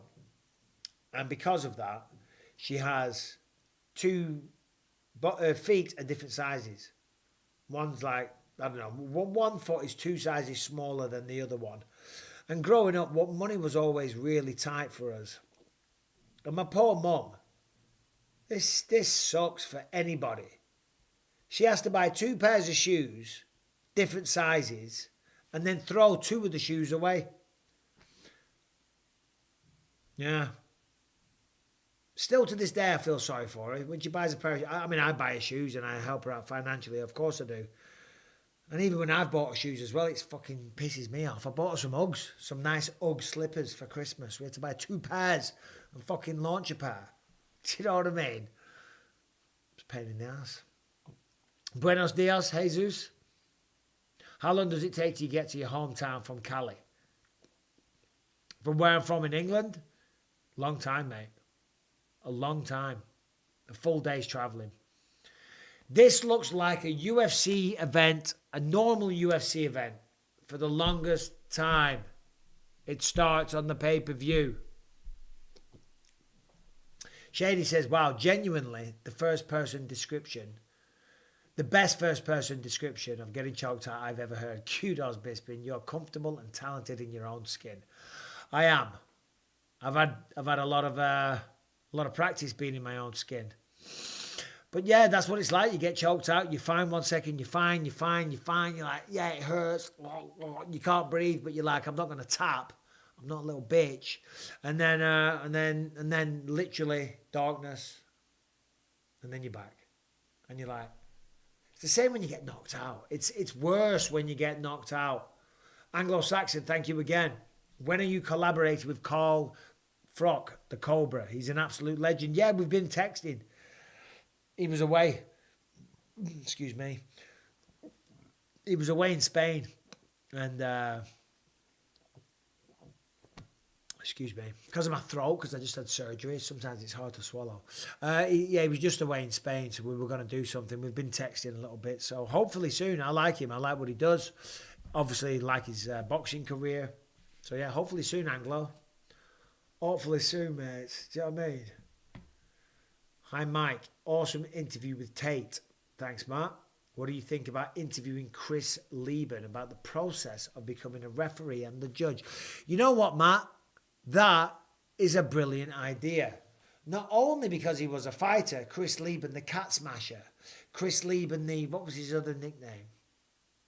The Crippler, the cat smasher. He was a former opponent of mine as well. So, yeah, I'll do that. We can talk about when we fought. We can talk about the Ultimate Fighter. We can talk about being a fighter and then becoming a referee. That's a good idea. That's a good idea. Mike, you always seem like you're in pain. Heart goes out to you. I am.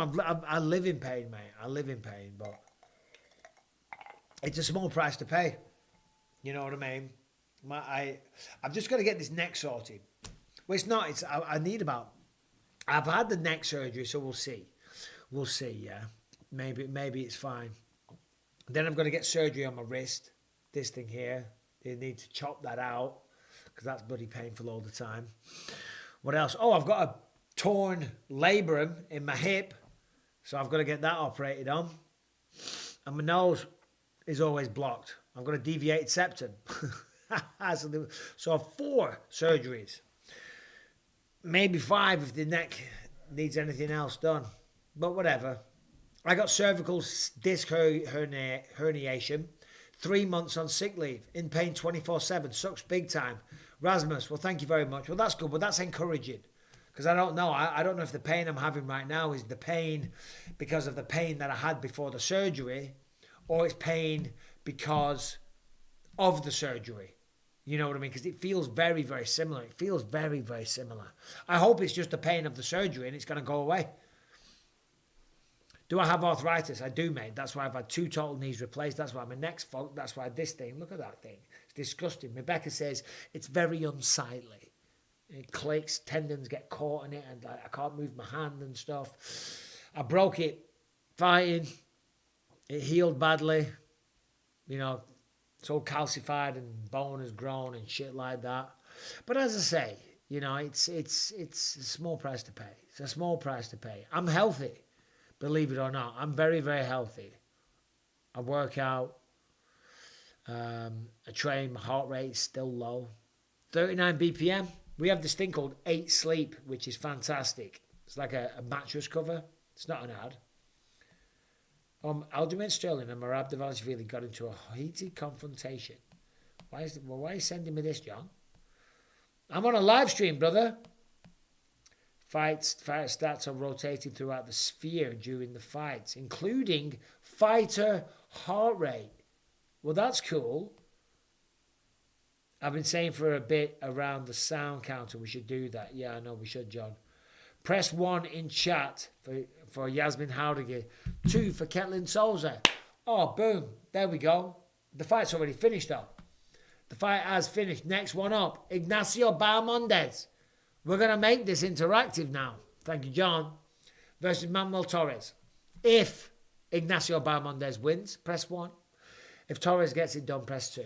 Oh, Terry Bailey's already ahead. He's off with a 2 already. Yeah, so anyway, this 8 Sleep, it's like a mattress cover you put on. One side of the bed can get down to 55 degrees American Fahrenheit. Next side can go as high as 110 degrees. You set it to however you want it, whatever temperature you want, and then throughout the night it cools down and then it gently warms up. It can vibrate to work as an alarm, And it also, when you go to the app, it has all this sleep info. Hold on, let's have a look at my stats. So last night, my resting heart rate when I was sleeping was 47 BPM. The night before it was 39 BPM, which is pretty good. Anyway, so that's what I was saying. I'm healthy. I don't have high blood pressure or nothing like that. My organs are fine. My brain's always been fucked. So yeah, I'm fine. It's just a bit of pain from the fight career, which is a small price to pay. As I was saying, I live here in a beautiful house. We've got money in the bank. We've got financial security. I've been able to give my children a great life. Been able to give my wife a great life. So, you know, if I've got to sit here and I've got to fucking have a couple of drinks here and there to help ease the pain, so be it. You know what I mean? No regrets. It's making you soft, Mike. That shit, you need to move in Bryce's barn and sleep on the floor. Bryce Mitchell will come into that barn and stab me in the night. What's your favourite victory of all time? Luke? Tizzy Mac? Yeah, probably. Yeah, I mean, I won the belt, didn't I? Do you know what I mean? I won the belt. So that one, when I defended the belt in Manchester, when I beat Kung Lee in Macau, I really enjoyed that one. Oh, Anderson Silva, that one as well.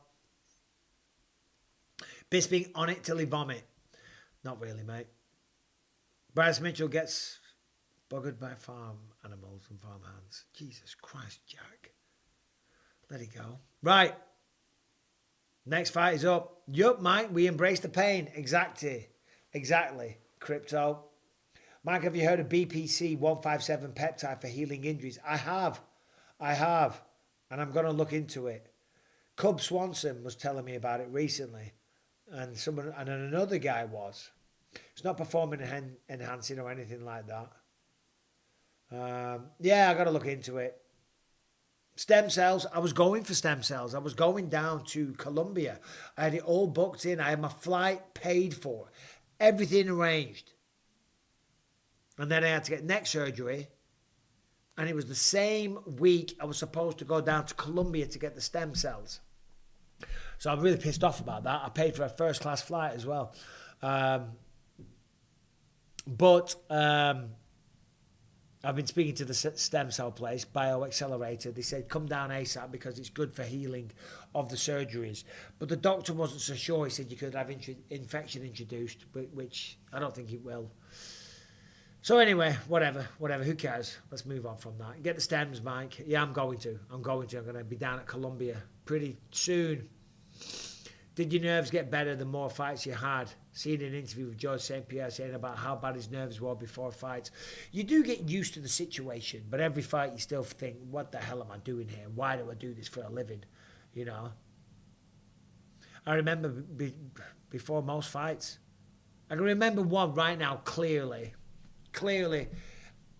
I feel like it was the MGM Grand, but it wasn't. But I was backstage somewhere and I'm warming up and I was about to go out and you have those feelings. And I turned around and I said to Jason Perillo, I said, remind me why I do this again, you know. But then you go out there, you have a great fight, you get the victory, you get on the microphone, you're the man, everyone's cheering, you get paid a fat amount of money, you're walking out, the buzz, the feeling is incredible, you've been successful in your mission, and you can't wait to do it again. Anglo, I am not intoxicated, Michael. Should have knocked out GSP at the press conference. I should have done as well. God's sake. I would have got in trouble then. Ask Elon to get a Neuralink chip. I know. I want one. I'm like, I wonder if I could get one. These Neuralink chips, they're doing all kinds of stuff. They're giving people their vision back. They're allowing people that can't walk to walk. They're allowing people to play video games with their mind. I'm like, I wonder if he'd be up for like a little bit of Instagram. Do you know what I mean? Do it on me and I'll post on Instagram how good it is. I don't think it'd be a yes. Mike on BPC 157 and stem cells making a comeback versus Luke Rockhold in BKFC. Correct. I'll give it a go. I just want my cyberpunk prosthetics, super jump, super sight, etc. Cyborg Bisping. Well, I pretty much am a cyborg at this point. I mean, let's go through it. The fake eye. Metal plate in the neck. Disc in the neck. Fake knees. I have my nose rebuilt from my ribs. I don't know. That's about it. Alexander Hurst says, was Romero scary? I mean, he wasn't scary, but I reckon, they ate sleep for 4,000 quid in the UK. I got one for free because they sponsored the podcast. I wouldn't say he was scary, but he was definitely a man not to take lightly. I mean, look at the size of him. Yeah, he's a short guy, but he's fucking jacked. He can do somersaults all day long. He's a gold medal wrestler. He's got knockout power, flying knees. He's not really a guy that, you'd say would be a walk in the park for anybody. But I wouldn't say he's scary. Dismal says, thank you for being an inspiration to people everywhere trying to better themselves. Well, thank you, Dismal. And that's what it's all about, isn't it? Just trying to be a better person, trying to be better than what you were yesterday. But it's true. It is true. We're all just human beings. We're all just trying to make our way in life. We're all just doing our thing. You know what I mean? And some days we make mistakes. Other days we have good days and bad days. But yeah, thank you very much.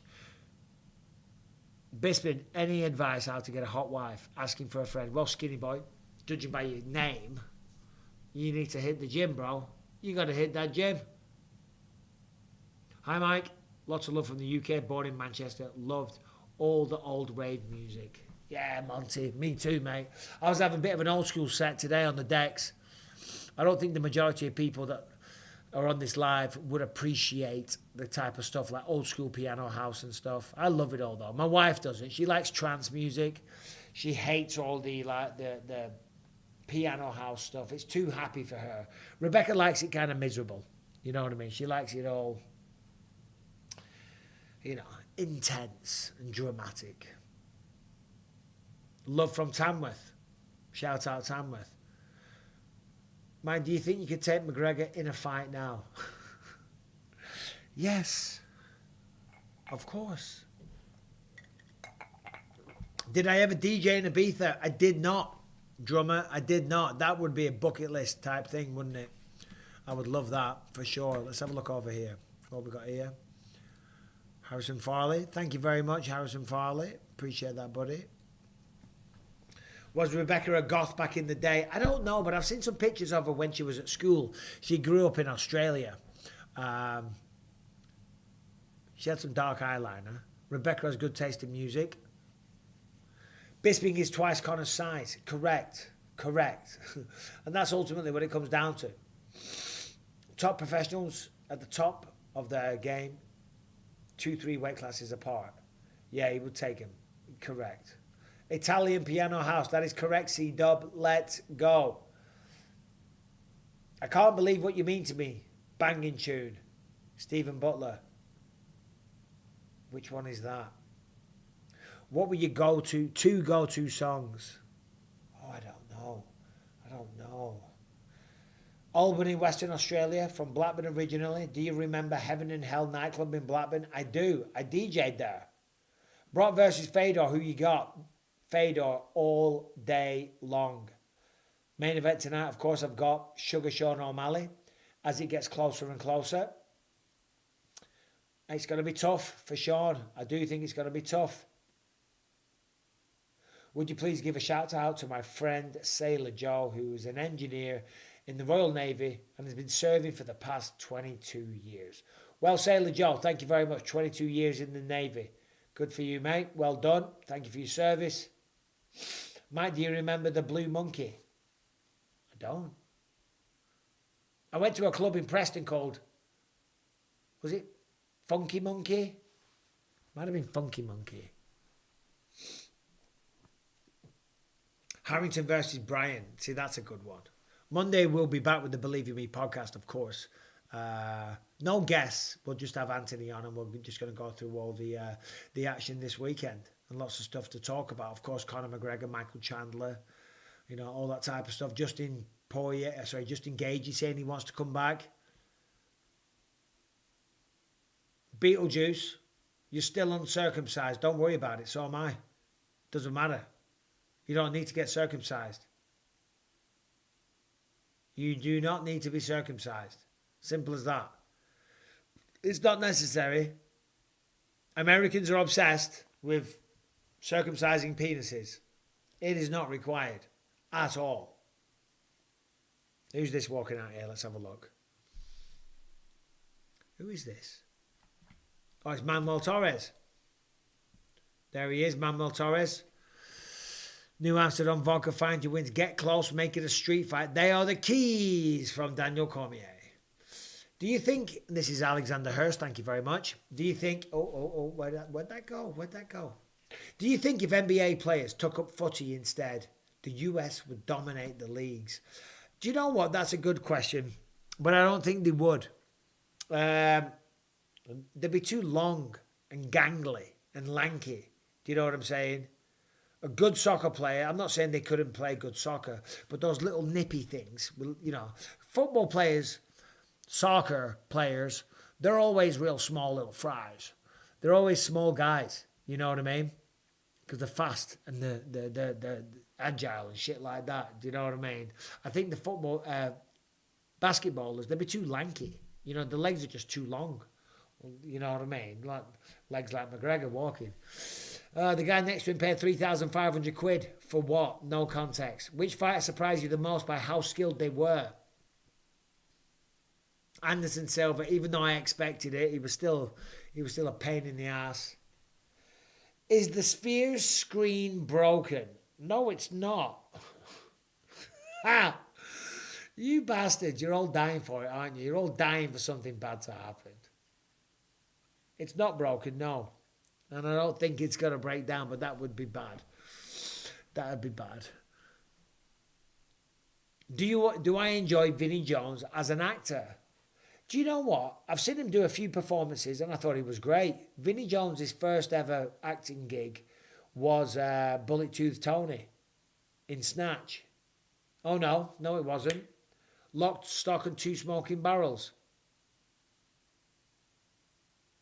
Yeah, Lock, Stock and Two Smoking Barrels. And he was really good. He did that whole scene, that whole speech about, you know, because the guy pulls the gun out, doesn't he? And it's the gun, it says on the side of it, replica. Yeah. Really, really good scene. And considering that was the first time he'd acted, really good.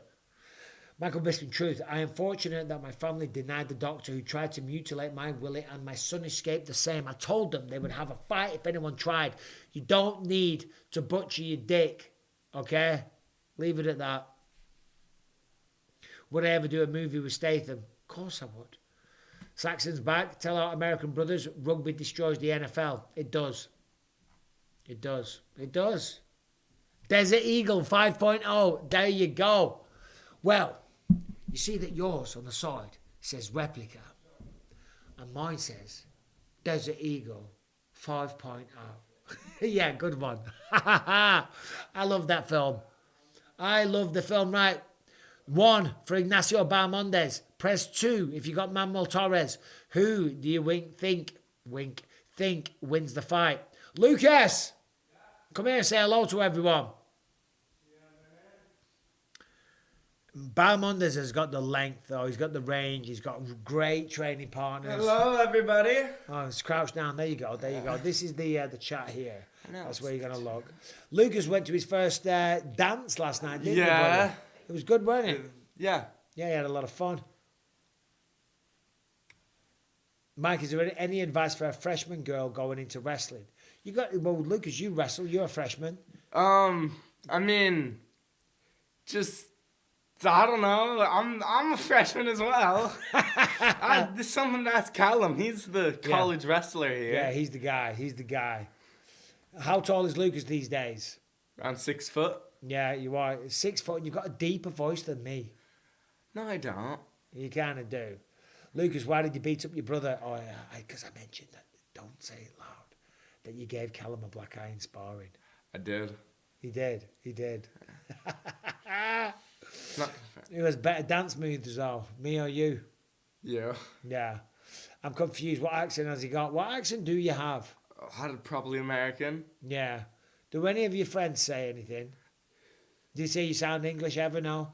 No, but like, cause I know they do say I have like a bit of a accent, but that's just cause like everybody else is like full A twang. American. Seems like yesterday you were running around in your podcast. What? That is underwear. I don't get that one. Yeah, Mike, what's your favourite thing to do when you're off time? Do you want to answer some questions, Lucas? Or do you want to get out of here? I mean, I'm heading. Would you want to just talk 1 second when I go to the bathroom? Yeah. Okay, good. Oh, Rebecca, just keep him company a second. Yeah, I'm going to a friend's house. Where are you going to your friends? Cause then we're going to a football game. Hello, people. Don't shave. I won't be shaving my head.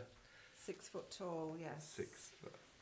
Lucas, dwarf or clown? I don't get that. No. Do you have a girlfriend? No, I do not have a girlfriend. He says no, but who knows? He wouldn't say. He wouldn't say if he did.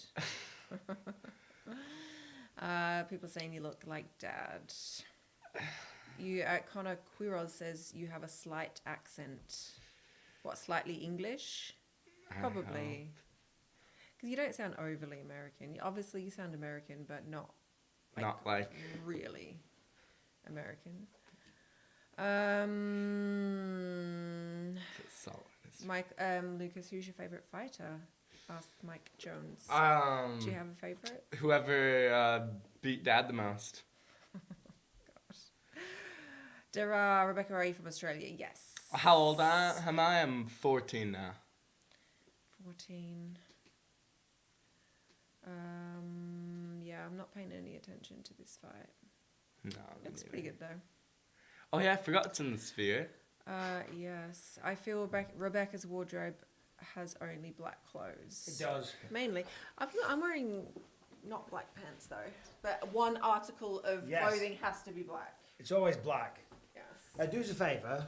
Absolutely. Oh, just get us a drinkle stinkle before you go. Come on. Get us a drinkle stinkle. And how long will you be? 20 minutes. What time is it? Oh, okay. Oh, Bahamondes is down. No, Bahamondes got him down. Wow, great finish. Have a good time, Lucas. Thank you. Where are you going? Lucas is going to go watch a high school football match. That's great. It's great. Because he got some new friends now at high school, and this is where all the trouble starts. But it's good for him because he spends a lot of time inside. He goes martial arts and stuff like that, and he loves that. What a win by Ignacio Bahamondes, by the way. What a stoppage. That was weird. Bilal Muhammad in the corner. Let's have a look at the finish here. Lays back. Boom. Wow. Very reminiscent of the KO of Sugar Sean O'Malley versus Aljamain Sterling. Exactly like it. Boom. Same shot. Wow. Drops him and then follows it up. Beautiful. Football game at his age. That was my excuse too. Yeah, exactly. He's going to be around the back of the bike sheds with the girls. I hope so. American football or real football, Brahim? American football. Got a lot of fans here in Ireland, Mike. You're a great man. Well, thank you, Dara. I appreciate that, so I do. And I've got a lot of Irish family, so I do, don't you know? And my mom, she's Irish. She's not fucking, like Americans say, they're Irish. She's Irish. She's real Irish. But she's from Northern Ireland. She talks more like this. Do you get the goosebumps at UFC 286 when Song 2 came on and everyone was cheering for you? I didn't fight at UFC 286. Oh, right, yeah, in London. Nah, mate, what a moment that was. That was unbelievable. Thank you all that did that. Because you made me look really cool. Because I stood up and did that and everyone cheered. And then I sat down and we're on the commentary. I said, do you reckon if I do it again, they'll do it? And I stood up and I did it and you all cheered. And then John Anik's like, go on, do it one more time. So I'm like, okay. And you did it again and you all cheered. That could have backfired. See you, babe, drive safe. That could have backfired and I could have looked like a right cock if nobody cheered. So thank you all. I appreciate that. And it was a great moment. Yeah, it was great. It was awesome. Thank you very much. Yeah, it was good. That was fun, so it was. That was a lot of fun. I enjoyed that. Rebecca. Nothing. It's all right. So you are. Now you drive safe. Right. I hate to say it, Mike, but he's at the smoke weed age now. No, he is. He is. I know he is. There's been plenty of conversations. I told him that. I said, listen, Lucas, you're at high school now, mate. Give us the furry senior voice. What's the furry senior? Furry senior? No, I told him, I said, you know, you're at high school, people are going to be smoking weed, there's other drugs going around. So be very, very careful. You know, we had a good chat about it. So hopefully he makes right decisions. I hate to say it, but the Sphere was very overhyped. The show hasn't started yet, mate. The show hasn't started yet. Look at that outside, though. Whoa, shit. On the outside of the Sphere, you can see the action on the inside. That's mega. That is brilliant. What was the Glasgow crowd like to fight in front of? They say us Scots are the loudest about, mate. Plus the toe was hanging off. Nasty. It was. Check this out. This is disgusting. Bisping toe. Never mind Pet's head falling off. My toe fell off in the main event. Bisping toe. UFC Glasgow. Toe ripped off. It was disgusting. It was disgusting. Oh, look at this. Look at that. I shouldn't show you this. Look at that. Look at that. That's rank. That is bad. And I tell you what, that was painful. Don't look at the toes. That was like in the third round, I think, and it ripped off a massive chunk of skin. Oh, God, I can still feel it. So, like, in the last 2 rounds, I had to, like, keep lean on one side of my foot. Oh, that is gross, though, isn't it? Nobody wants to see that. No man alive. It does look like bacon. It does. It looks like you could fry that up, doesn't it? That is gross. It's proper bad. That is proper bad. Don't leave the stream. Don't throw up either. Yeah, it's bad. Yeah, no, and that was painful, mate. But the Glasgow crowd was absolutely phenomenal. Let's have a listen to Ignacio. Chatting away to Joe Rogan now. Can you hear that, guys?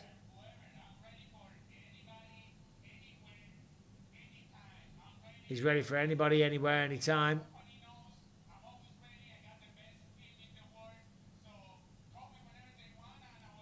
All right. Please send more foot pics. They are beautiful. Well, George Baker. Yeah, I know that's sarcastic, mate. It's gross, isn't it? But that's what you got to do. That's the type of shit that happens that you don't plan for or strategize for, you know. But you just got to roll with the punches. Pardon the pun. You just got to keep going. Look at that. Ignacio's doing a little Shevchenko dance now. That John Fury accent is bang on. Well, you know, sometimes when I see John Fury, proper fighting man, I think it's not right. I just say no man alive like this. And yeah, that's about it. Now, Joe Rogan, he's a fighting man. He's got his initials on his shirt, GT. Aye, that's right. That's because they go to fancy tailors and that. And I've got my initials on a couple of shirts of mine. MB, they're the initials. It's on sleeve. It's on sleeve right there, you can see it. He got slept with the exact same punch twice, lol. You're a legend, mate. No man alive, compares. Thank you very much. Not as gross as Connor's ankle snapping. Yeah, the leg breaks are bad, aren't they? When people snap the legs and then they step back and it just folds. Oh, I was there when Anderson Silva snapped his. When he fought Chris Weidman. I was there when it snapped.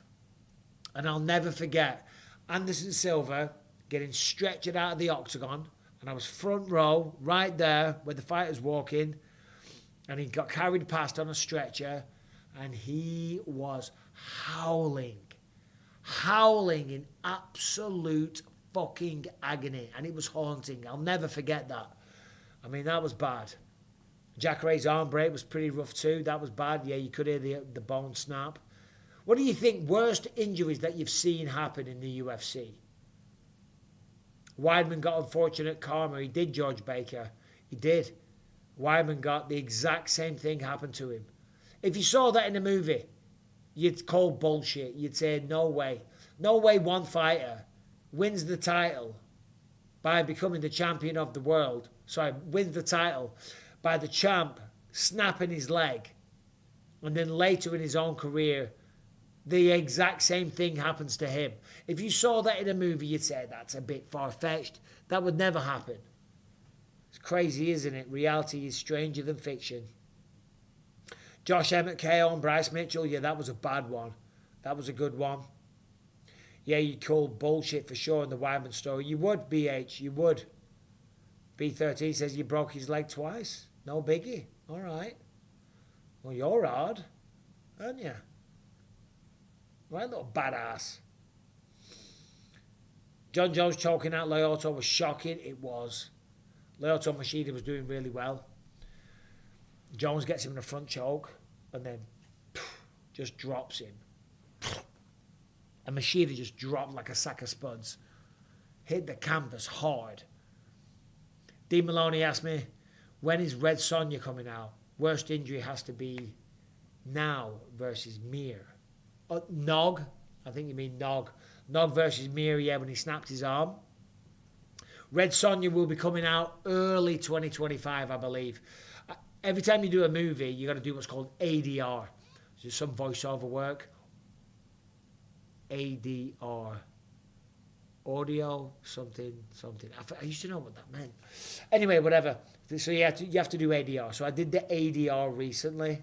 So I got to see some pretty cool clips of it, actually. It looks good. Looks really good. Would you sleep John Jones? I wouldn't. No one's been able to. But I'd have a go. I'd definitely have a go, mate. Premium says he's got a biopharmacy. He's a biopharmacy student in Sunderland, but I'm from Droylsden, near the city centre. How are you, man? You're from Sunderland, pet? How are you? I thought I was going to die when I shattered my wrist. That's what Daniel Cooper said. Well, I fucking shattered my wrist, man. See, now it's Irish. Started off as a wee bit Geordie. Rich Franklin knocking out Liddell with a broken arm. That was a good one. Could I take Khabib? Again, weight classes. Tom Aspinall would knock out Jones for me. You're probably right. Alpha Charlie says, I used to legit hate Mike Bisping. Thanks. But I ended up loving the guy. Props to you. You appear to be an amazing dad. Thanks for letting us in. It's all right, mate. I used to be a bit of a dickhead back in the day. You are a product of your environment. I was surrounded by a lot of bad influences, people that were encouraging me to act a certain way and just weren't very good people. Joanna Jacek turning into an alien with that bumpy head was funny, but kind of sickening. It was. And Joanna Jacek, you know, people forget how good she was back in the day in her prime. She was phenomenal. And Zhang Weili put a beating. Well, she didn't put a beating on it. It was a close fight, but Zhang won it.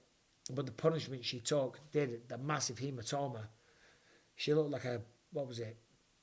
Is it a Klingon from Star Trek? Something like that. Sebastian Vra, new member. Thank you, brother. I'm going to drop some members-only content tomorrow. Give me an idea for some content, what you want to see.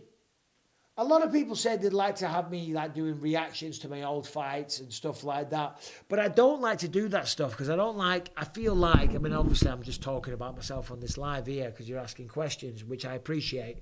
But I feel like I don't just want to do content about me. Do you know what I mean? I want to talk about the sport. George Baker says, the worst I ever saw was Jamie Varner ankle breaking, rolling when he couldn't stand up but kept going. Yeah, I remember that one as well. And I can't remember who it was against either. But Jamie Varner, there's a throwback name. John, my editor, just put a poll up. John Brannigan, give him a follow on Instagram and Twitter. What was the worst KO you witnessed cage side? I think you commentated Derek Lewis versus Curtis Blades. Yeah, that was a bad one. Do you know what? And you'll talk shit for this one now. One of the worst knockouts. It was on Power Slap. I forget who it was. This lad got knocked out early on the prelims on a Power Slap event. Whew. That was I was worried. I was really worried. He was out for a long time, man. He was out for a long time. Dylan Tate, I do remember knocking out Luke Rockhold. Oh, look at that. John Brannigan, my editor. Look at that. He puts it in the link. Follow John on Twitter. Fair play, John. Fair play, John. You know this guy, John. Let him know in the chat, everyone. He needs to get his sleep pattern together. I try and tell him all the time. He's in Scotland. I'm in America. I send him videos for him to do the next day. He's fucking up all night. I'm like, bro, go to bed at a normal time. 10 o'clock. Get out of bed at 7. That's 9 hours. That's plenty of time. Have an hour to yourself till 8 o'clock. Then just spend a couple of hours editing the video. You don't stay up all night. Got to get your sleep, John. Got to get your sleep. Anyway, Mr. Bisping, I'm worried about betting on Sean O'Malley because too many people are betting on him. Too crowded of a bet. I don't think that would affect you though, mate. And by the way, I'll say it again. If you've got any cryptocurrency and you want to use that to make bets, you can do that at the Lucky Block Crypto Casino. I am an official ambassador, but they are a very, very cool website and you can use your crypto.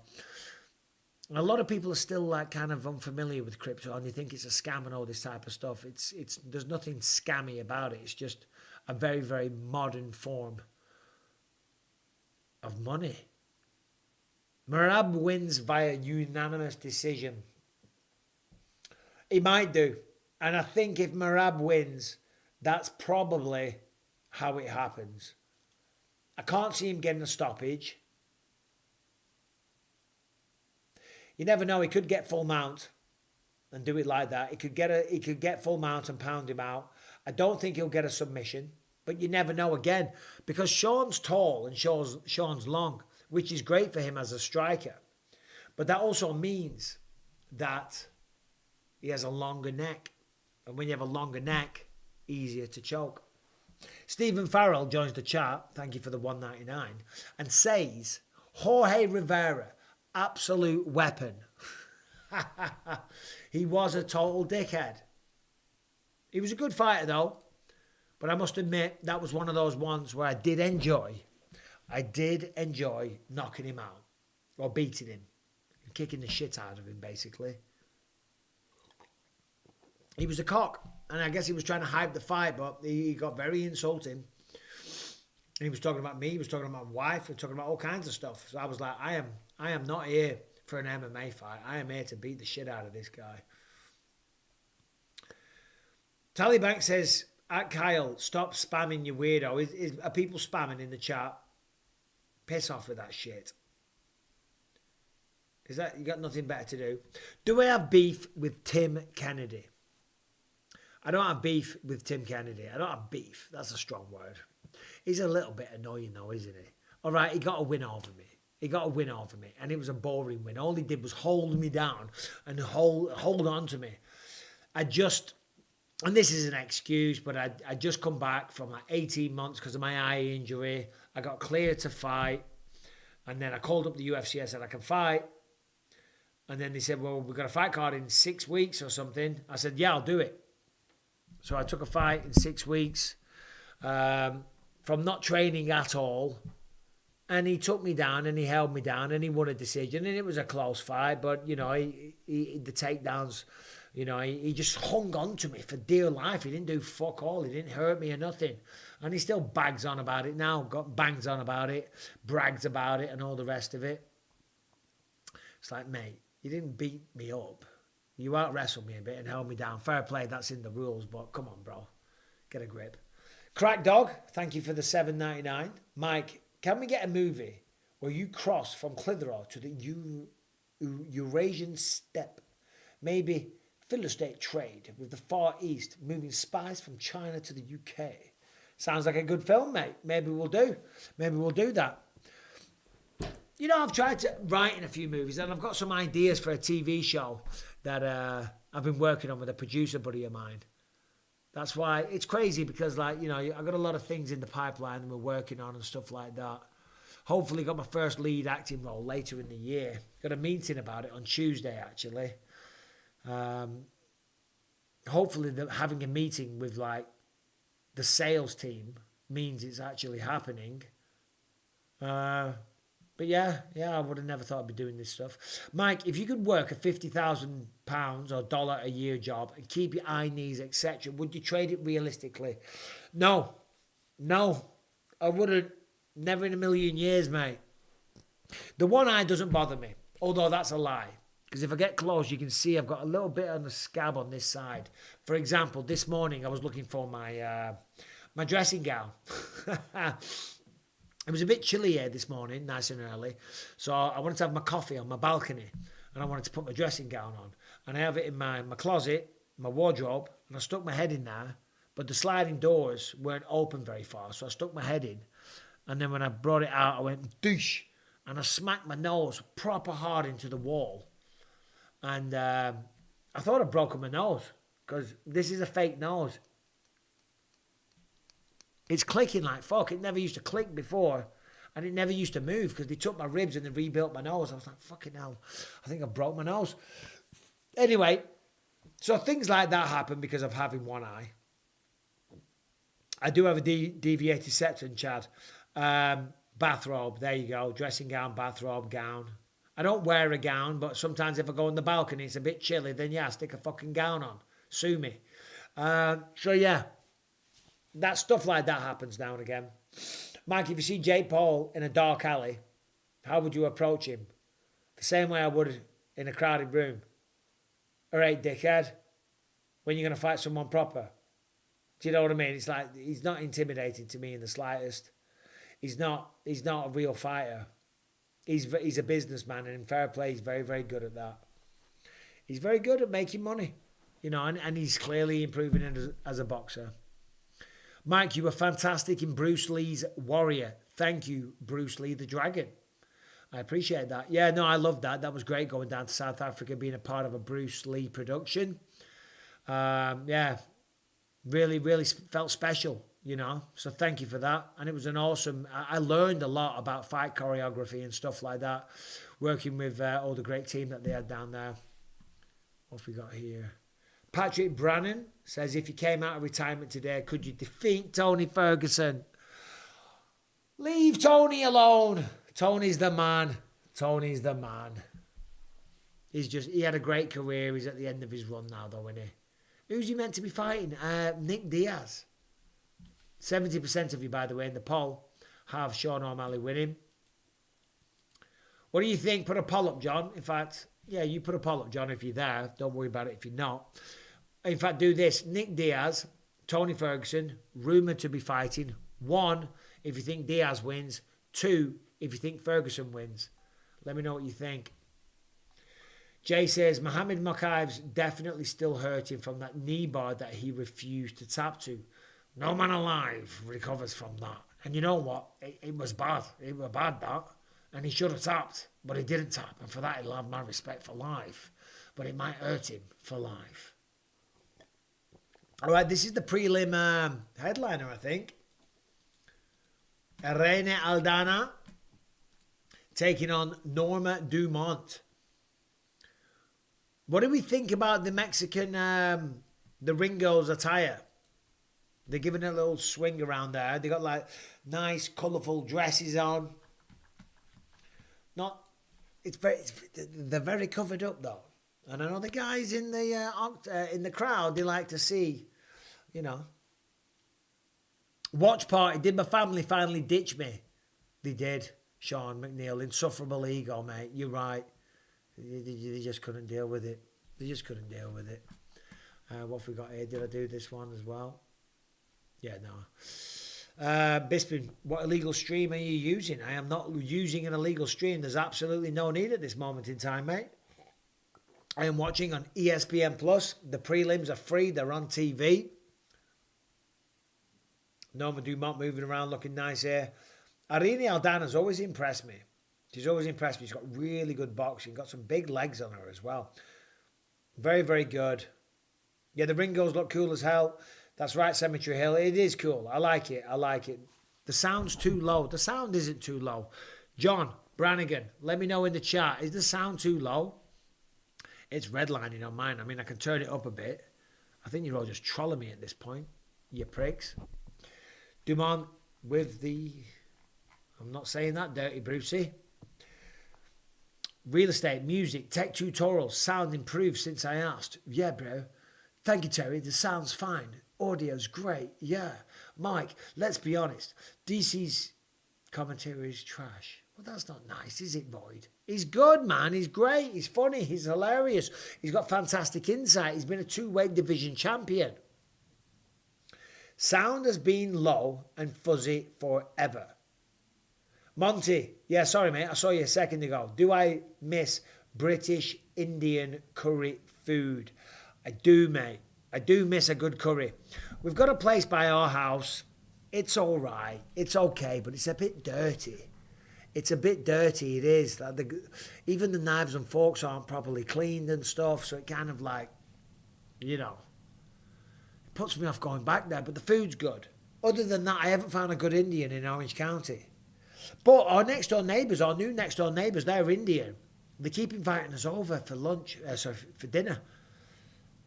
And Americans are like that. They're very kind, they're very outgoing, they're very inviting, and, you know.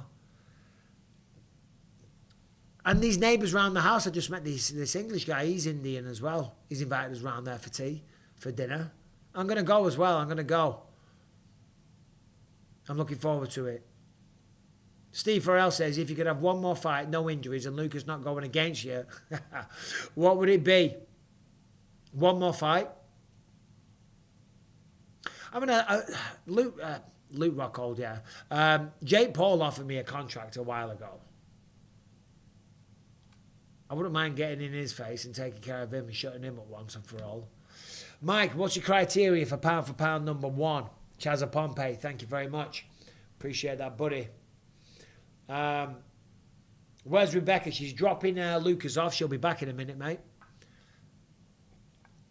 Criteria for pound number 1. Well, it's supposedly the best skilled person, isn't it? Who, if they were the same weight, who would be the best fighter? That's why going up through different weight classes is relevant to the discussion. Bisping going to lose his kidneys. Why? Because I'm having a drink? I think you're talking about liver. My liver's just fine, mate. My liver is pound for pound number fucking 1 when it comes to livers.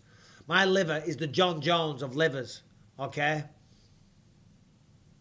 Wiseman BJJ91, thank you very much for the kind words. Mike Bisping is tougher than a boiled owl. How tough is a boiled owl? I don't know how tough a boiled owl would be. Boiled owl. I don't know, is that a joke?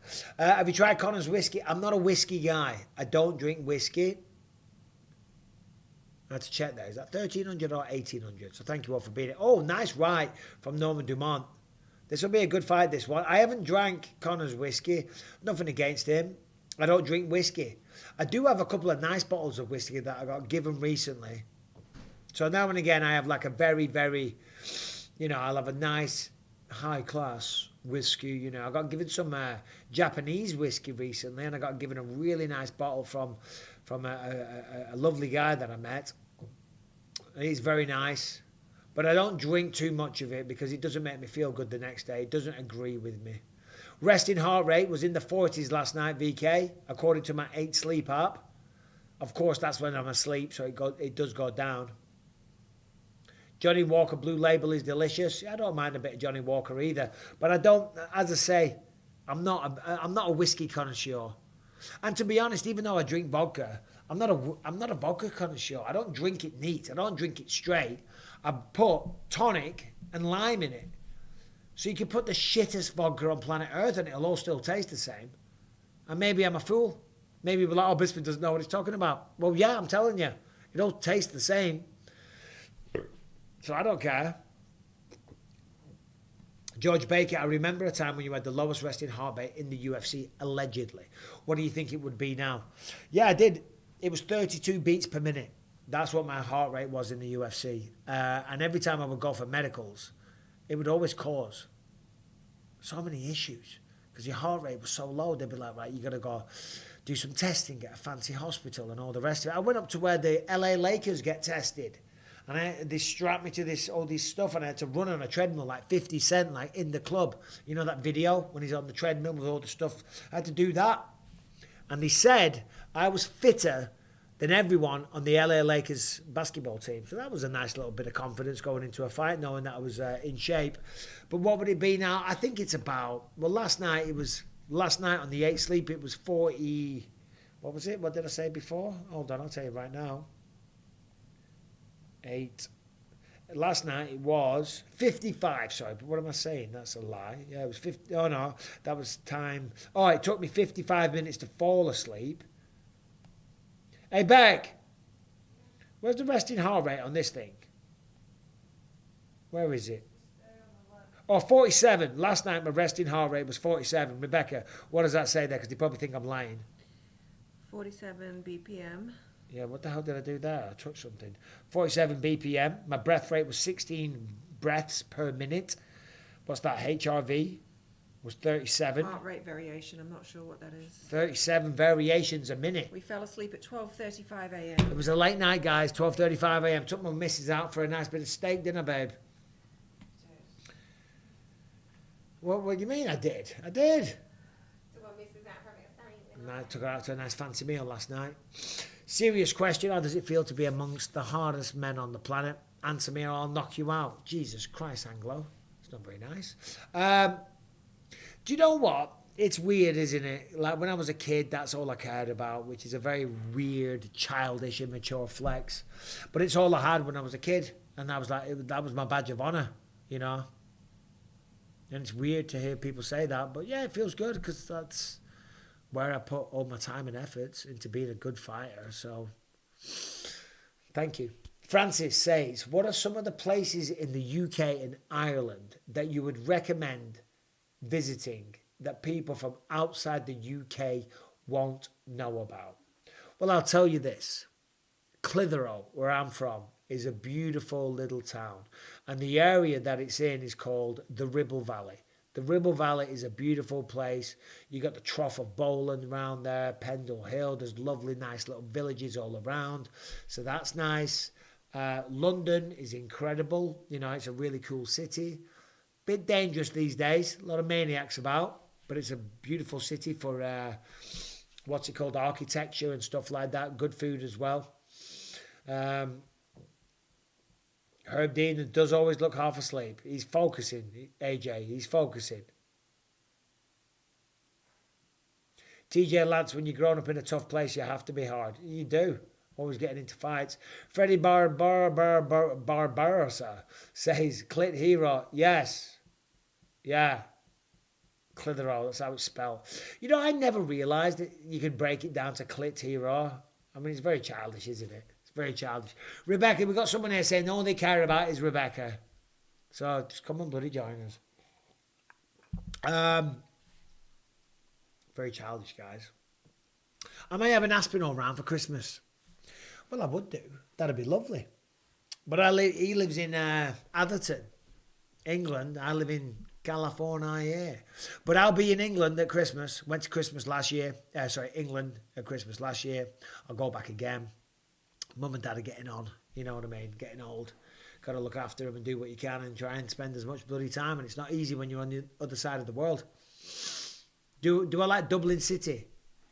Well, I've only been once or twice. I had a great time. Yeah, lovely place. I want to go back though and have a proper visit. I just went there with UFC stuff and I didn't really have much time to myself. Had a good few drinks though. What's it called? Temple Bar. Went round there. Rebecca, the one chip queen. Remember that, babe? The one chip challenge. We're going to get that on YouTube. I don't know if we did that. We did the one chip challenge on my podcast. Me, Anthony, Brian and Harrington. Rebecca had one as well. We were all dying.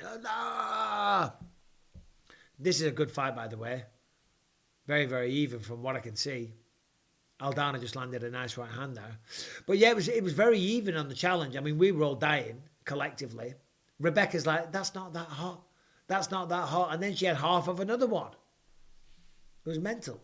These are going at it, these women. Who said that? I think she's thinking, shut up, Mike. Oh, George, that's not nice. Aldana, Face bloodied up there. This is a great fight.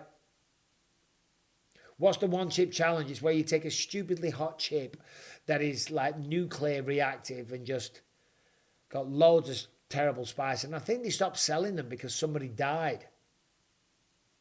But yeah, you have one chip and then you see if you can take it. Hence the challenge. Absolute violence, Terry. Dirty Brucey. Baby, got a few new members. Get a timer up, Slag. Shay Jackson. I would,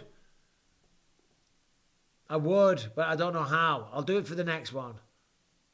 Cemetery Hill. Yeah, this fight is dope. Thank you for the membership, by the way. Nick versus Tony. Not even a question, Nick. I fear that you're right. Michael Bisping. I would rather be a clit hero than a Richard Head. I'm childish. I found it funny. I'm going to end the poll. 78% of you guys have Nick Diaz beating Tony Ferguson. Got a lot of likes coming in as well on the chat as well. So thank you all very much. Let's have a watch here. I'll try and watch the fight. Dumont really committing to that left hook. Aldana walking it down. Dumont trying to go for the takedown. In the third round, nice front kicks by Dumont. Dumont is looking sharp. Aldana just keeps going forward the same way, but she's not using any head movement and she's not using any sophistication to get close. As I say that, she lands a nice big left hook, and these are throwing down. For anyone that talks shit and said this fight card's going to be terrible, listen, there wasn't necessarily some of the blockbuster names lower down on the card. The top of the card, the top three fights have that, but lower down, I knew there were going to be some great matchups, and we always have this. People that talk shit about these cards and say, I'm going to miss this one, they always deliver. They always deliver. And this right now, I haven't been paying that much attention. Look at that. Dumont is sharp. Boom, boom, boom. Sticking, moving. Aldana just gets cracked. Anglo-Saxon says, do more live champs. Lives, I will, mate. I will. I need to. I just feel like a bit of a dickhead at times, though. Sitting there talking to myself.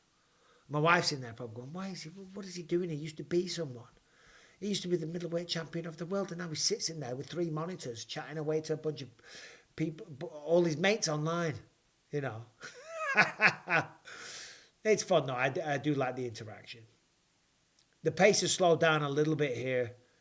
Aldana is leaking blood all over her face.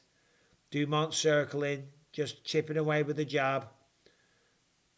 Dumont looking really good. To be honest, I had Aldana winning this fight. I predicted she would win. Dumont looking really nice, or on a bike, just moving away, just jabbing away, and then following up with the right hand when it's time. You should move your stream to the living room with your family when you do these. Yeah, I'm going to do that. You are too gangster. Well, thank you, Mark Crypto. Take down a 10 from Dumont. Does she get it? No, she doesn't. Stuffed. Mike, what about MVP crushing Cyborg's skull? You're right, buddy. That does have to be up there. That was shocking, man. That was crazy. That fake ha ha ha is so obvious. It's not fake, you prick. That's how I laugh. So, you know. Chatting away to a bunch of knobs is what you were going to say. I might have been about to say that because there is a bunch of knobs, but there's also a bunch of genuine guys. There's a bunch of great people that support my career. So, you know, honoured to be here, guys. Bisping knocks Jake out in round 1. I don't know if I do. You know, but I'd certainly have a great try. Hey champ, I'm from Western Australia. I'd rather hear you than the other streamers. Well, thank you. I appreciate that, buddy. Ben, that is an inappropriate comment about Callum, but you're probably right. Mike was old school Street Fighter 2 old school. What's a weeb? Mike, can you shout out my brother, Dildo? Don't be a dildo. Sky Pilot, first time watching a live stream, Mike, working tonight, so I'll be in and out. We'll have a good night at work, Sky Pilot. What do you do for a living? The laugh police over here. No, I know. What a dickhead. You guys gave me a little chuckle. I have a little laugh. And you're going to come on the chat and talk shit. What's Harrington up to tonight? I don't know. Joe Nuncio, thank you very much. What do you think Colby's fighting at the MSG card? Well, he ain't fighting Dustin Poirier, and I thought there would have been a chance of that. Final minute of this fight now. Irene Aldana is absolutely covered in blood. A nice one too from Norma Dumont. It's what I was saying before. I'll stand up for this. So she just keeps walking forward and walking onto shots. But you got to set traps, you got to set feints, and then find the reason to go forward. You can't just like walk forward, just taking shots. You've got to like throw feints, then you're going to kick here, boom, boom, boom, there, and then go. You know? See that movement, guys? Still fucking got it. I have still got this shit. I'm out of breath though. Four-man tournament in 2016. Tony, Nick, Nate, GSP. Who wins? GSP all day, wipes the floor with all of them. Easy. Chips and gravy and all that. Head movement, correct. It's admirable that Aldana has walked her down the whole time. And these are throwing down to the final second. Wow. What a fight. What a fight. That was unbelievable. That was really good. Looks like, and I haven't been paying too much attention, looks like, obviously, Norma Dumont got that. But we're not too sure. Mike, you're a cool dude. Well, thank you, Lord Raiden. GSP definitely lost to Hendricks. Yeah, he did. He did. But I do think that also Big Rig, Johnny Hendricks, was probably juiced to the gills. Excuse me. Oh, I'm sorry. He was probably juiced to the gills because we never saw a bigger drop-off, did we? A bigger drop-off in talent and ability from when USADA came in than Johnny Big Rig Hendricks. Excuse me. Again, wow, the tonics. Yeah, I mean, he was starching everybody. And then USADA came in, and he just, I mean, the body shape changed dramatically, and he did not block himself, and he just went on a crazy losing streak, and it was really sad, because he had, you know, he became a champ, he was making good money, he opened up a restaurant, like a barbecue place, Big Rig, I think that went out of business, lost a lot of money by all accounts.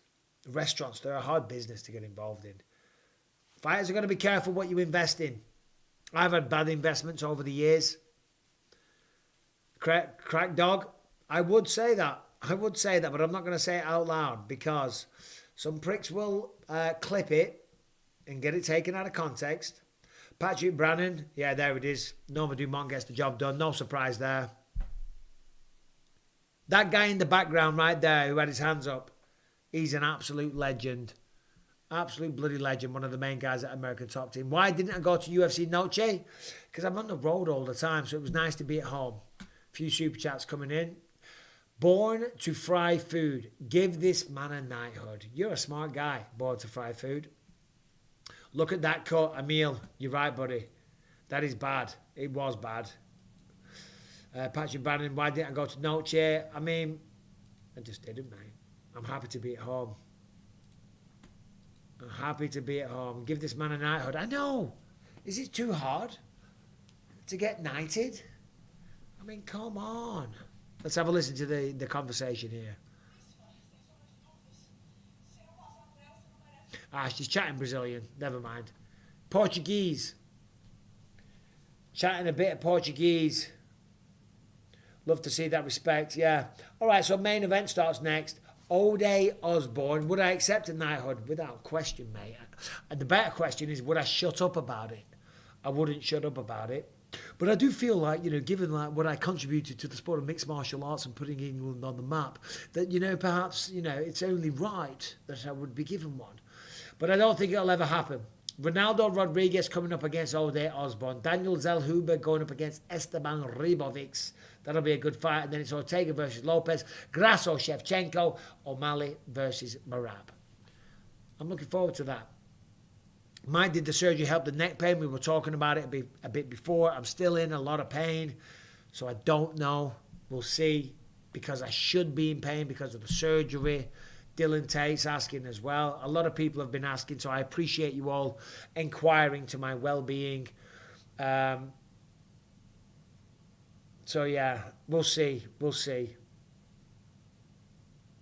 Do I have nightmares about that right hand from Dan Henderson? I do not. I do not. In the slightest.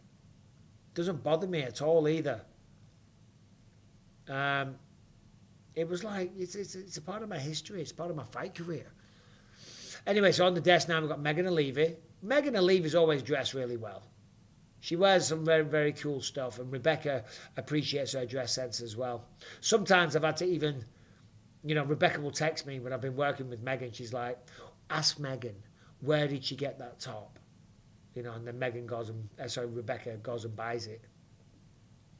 And Megan, obviously being a lady and obviously, likes to wear nice clothes, she always feels so complimented. Is Merab's nose a sign for things to come? What's wrong with Merab's nose?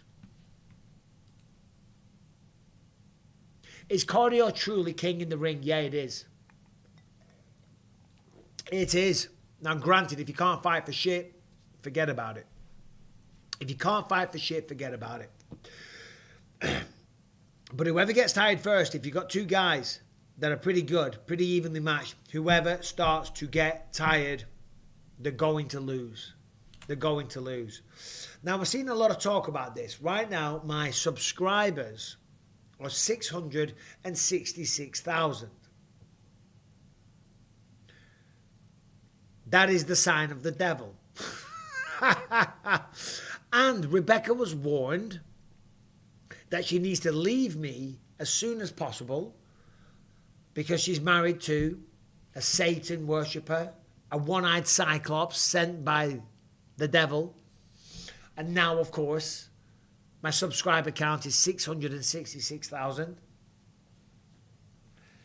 I wonder if it will always stay on that. Or will it get to 667? And in which case you can all shut the fuck up. Yeah, when I never let Bryce Mitchell finish that prayer on the microphone, I got so much abuse. And not only did I get abuse, everybody got abuse. Rebecca got abuse. So many people DM'd Rebecca saying, you need to leave him. Seriously, it was crazy. And the thing is, and everyone thought it was my decision. You go in there and it's a TV schedule. You know what I mean? You got to go to commercial break and you got to fit the next fight in and all the rest of it. It's a very, very complicated process. And I have an earpiece in and they will tell me 3 questions, 2 questions, 1 question. Keep this short here. We don't have much time. Sometimes there will be no interview because maybe they've all been decisions, or maybe sometimes there's a lot of knockouts, so they'll be like, this time have a long interview. If he's good, if he's entertaining, ask as many questions as you want. On this occasion, they were like, right, you've got to be quick. We've got 2 questions, that's it. And then he starts trying to say a prayer. And then in my ear, they're like, yeah, you got to wrap it. You got to wrap it. So I got to wrap it. I'm not in charge of ESPN. I am not in charge of the UFC. I can't make the decision. Hold on, guys. Hold on a minute. Brother Brass, he'd be saying a prayer right now. So we're all going to get on our knees and we're going to say a prayer. Right? It could have gone on for ages anyway.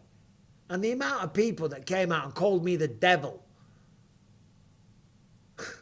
So yeah, anyway, the subscribers count is 666,000. So now is the time, guys. Now is the time to give me shit.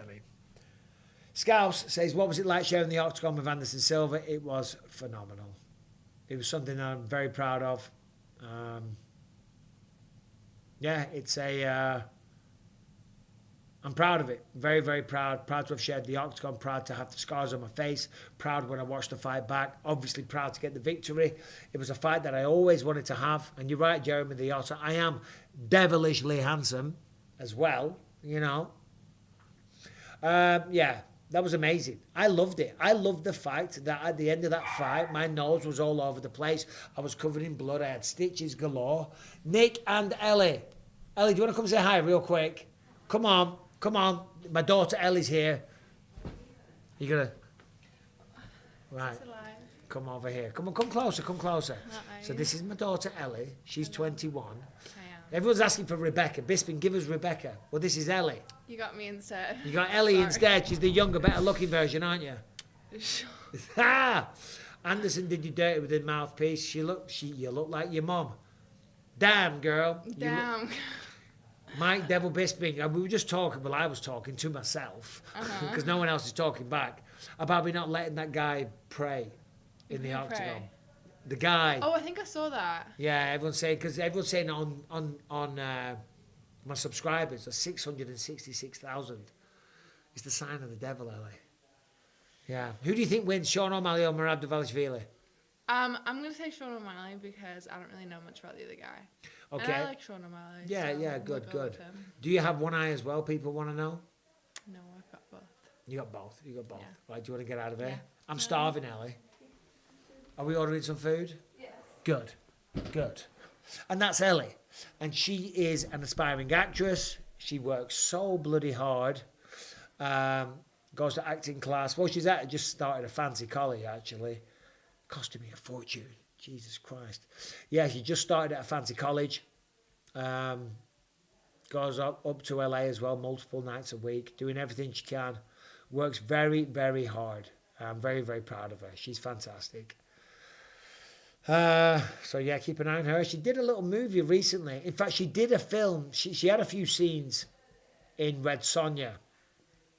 It was really sad because Red Sonja comes out soon, but the way they edited down the film, all of her scenes got edited out of the movie.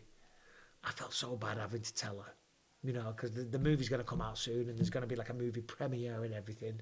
And I was like, yeah, so here's what's going to happen, right? You're going to be in Red Sonja. You're opening up the movie. You're in the first scene, right? It's going to be a big success. We're going to go to the premiere. We're going to get you a nice dress. You're going to find an agent. And then they edited all of her scenes out. So I'm like, shit. But that's life, and it's a valuable lesson to learn. She does look like Rebecca. Spitting image, in fact. Mike, make me a mod. I'll ban the guys creeping on your daughter. Thank you, Spacey.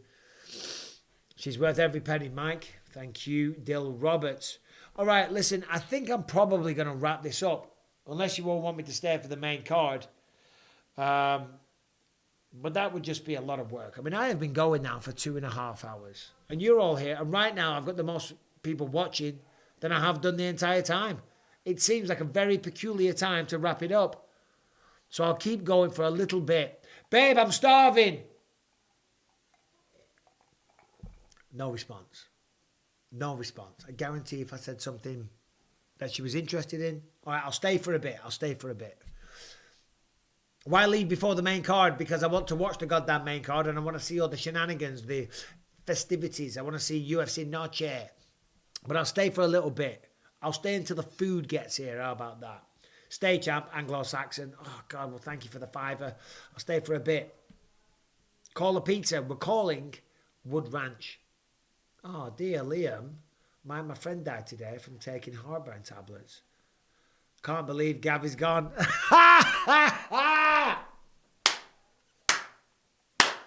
That's brilliant. Because I get a lot of heartburn, it's the tonics, and I take a lot of Gaviscon. And I was like, whoa, whoa, whoa. You can die from heartburn tablets. Can't believe Gavy's gone. It's good, I like it. Was you and DC ever in talks when you were champ for champ status? Well, DC was supposed to fight John Jones. John Jones tested positive for steroids. UFC 200. Jones was obviously pulled from the card and they needed an opponent. I was champion at the time as well. And they were looking for a replacement. And I put a tweet out and I said I'd do it. DC loves to bring that up and talk a bit of shit. It's like, bro, you fought Anderson Silva. You didn't finish him. Anderson Silva almost finished you in the 3rd round, though. And you had to take him down and lie on top of him like a pussy.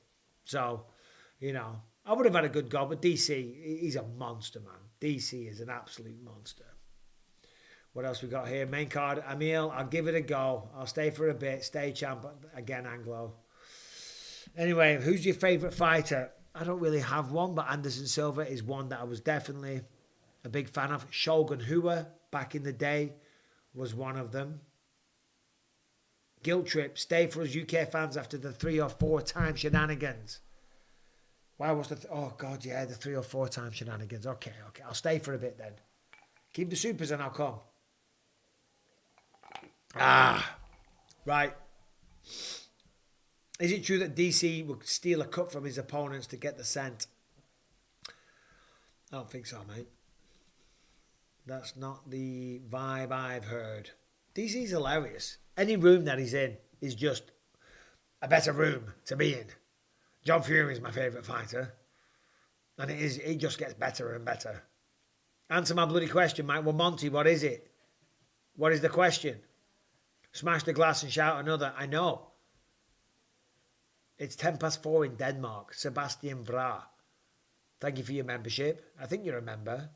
I think that's what it means when your text is in green.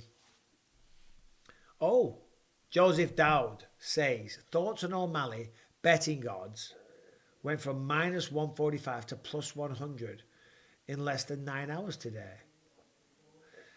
What does that mean?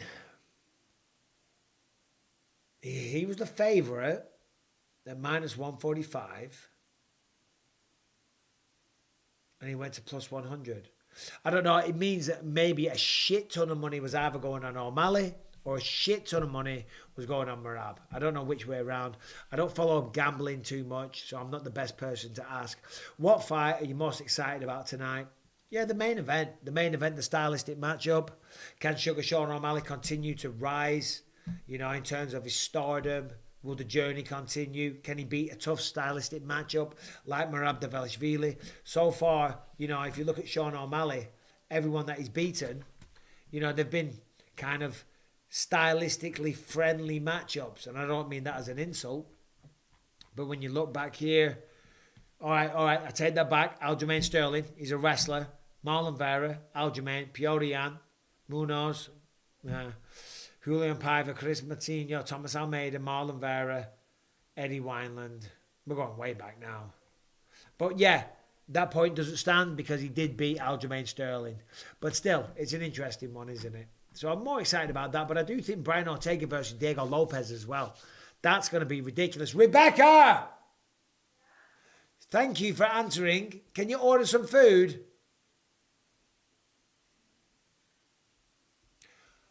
Can you order food, please? I'm starving. I know, but I can hear you out there, and I've been going, Rebecca, on multiple occasions. What for? To ask you to order the food. Yeah, I know, because it could have been here by now.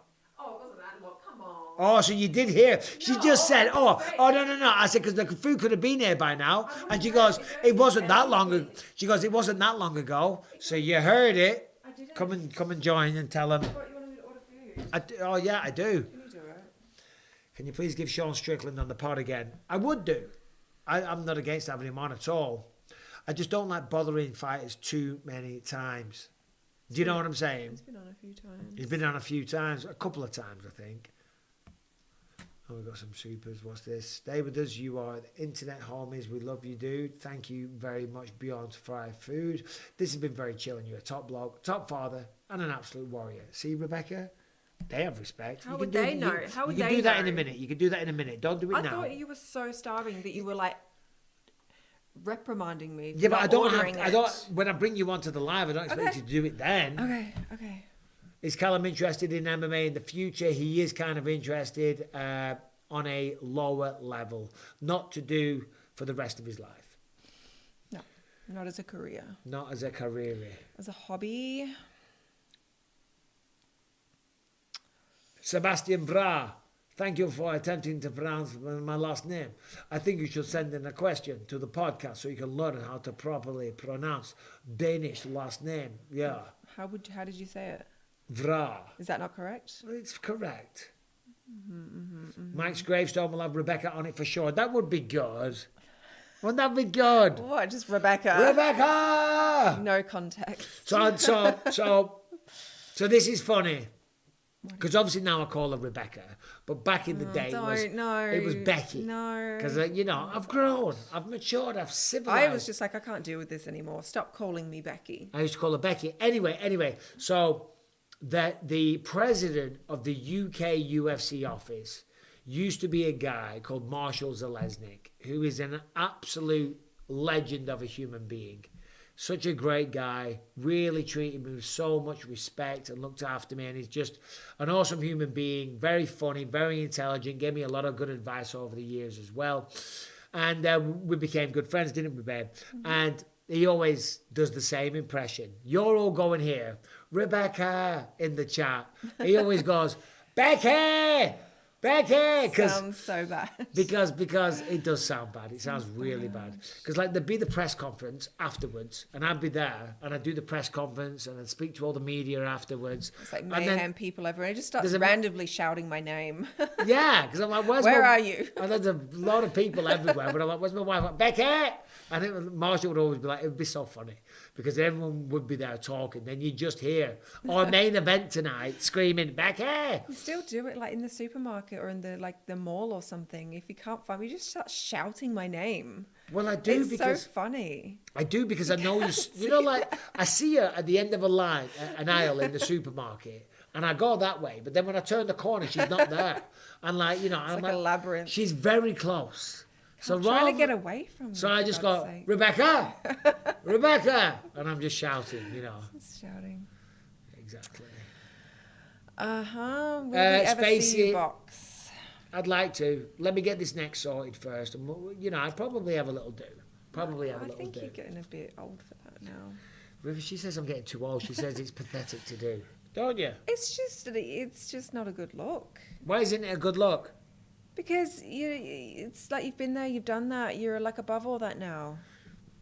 That's what the kids do. That's what the kids do. It's not what the kids do. It's what the kids do. Nice little payday, though. Don't need that. It's fine. Yeah. All right. Should we wrap it up? I've been going for almost 3 hours. Yeah. Hold on. We got another super chat. Jesus Christ, man. I'm going to give it a go. Okay, this will be funny. I'm going to give it a go. Porkabe Zumulal Komstatski. Yeah, that's not bad. I think that's pretty good. Porkabe Zumal Komstatski. You are from the land of the Czech Republic, of course. And what did he say? What did he say? I don't know. You didn't read it out. Rebecca is a sweetheart. Come on, you knob. Oh, well, Jesus Christ. I went to all that effort. Just to be insulted. Just to be insulted. Imagine when I'm 80 and shouting Rebecca every 2 minutes. Yeah. Right, it's going to happen. We've got Ellie and her boyfriend here, and Callum's here with his girlfriend, so we're going to go in, we're going to order some food, we're going to enjoy the fights. I'm looking forward to the Sphere. In fact, have you ordered it? Shit, it's started. I've ordered it. Yeah, right. Get out of the way. I'm trying to just lean into the centre for the big send-off. Oh. No, I'm going to be doing some reaction videos to the fights after all the big ones happen. Rebecca is a lovely lady. I'm very lucky to have her. She's very lucky to have me as well, of course, and all that stuff. And I'm very lucky to have you guys supporting this YouTube channel. Anyway, we're going to get out of here. 2,026 of you. Thank you for being here. Go and watch some more of the knobhead talking shit. But I'm going to say goodbye right now. Thank you all very, very much. Cheers. See you. I'll see you again. I'm going to start doing these. Just end it.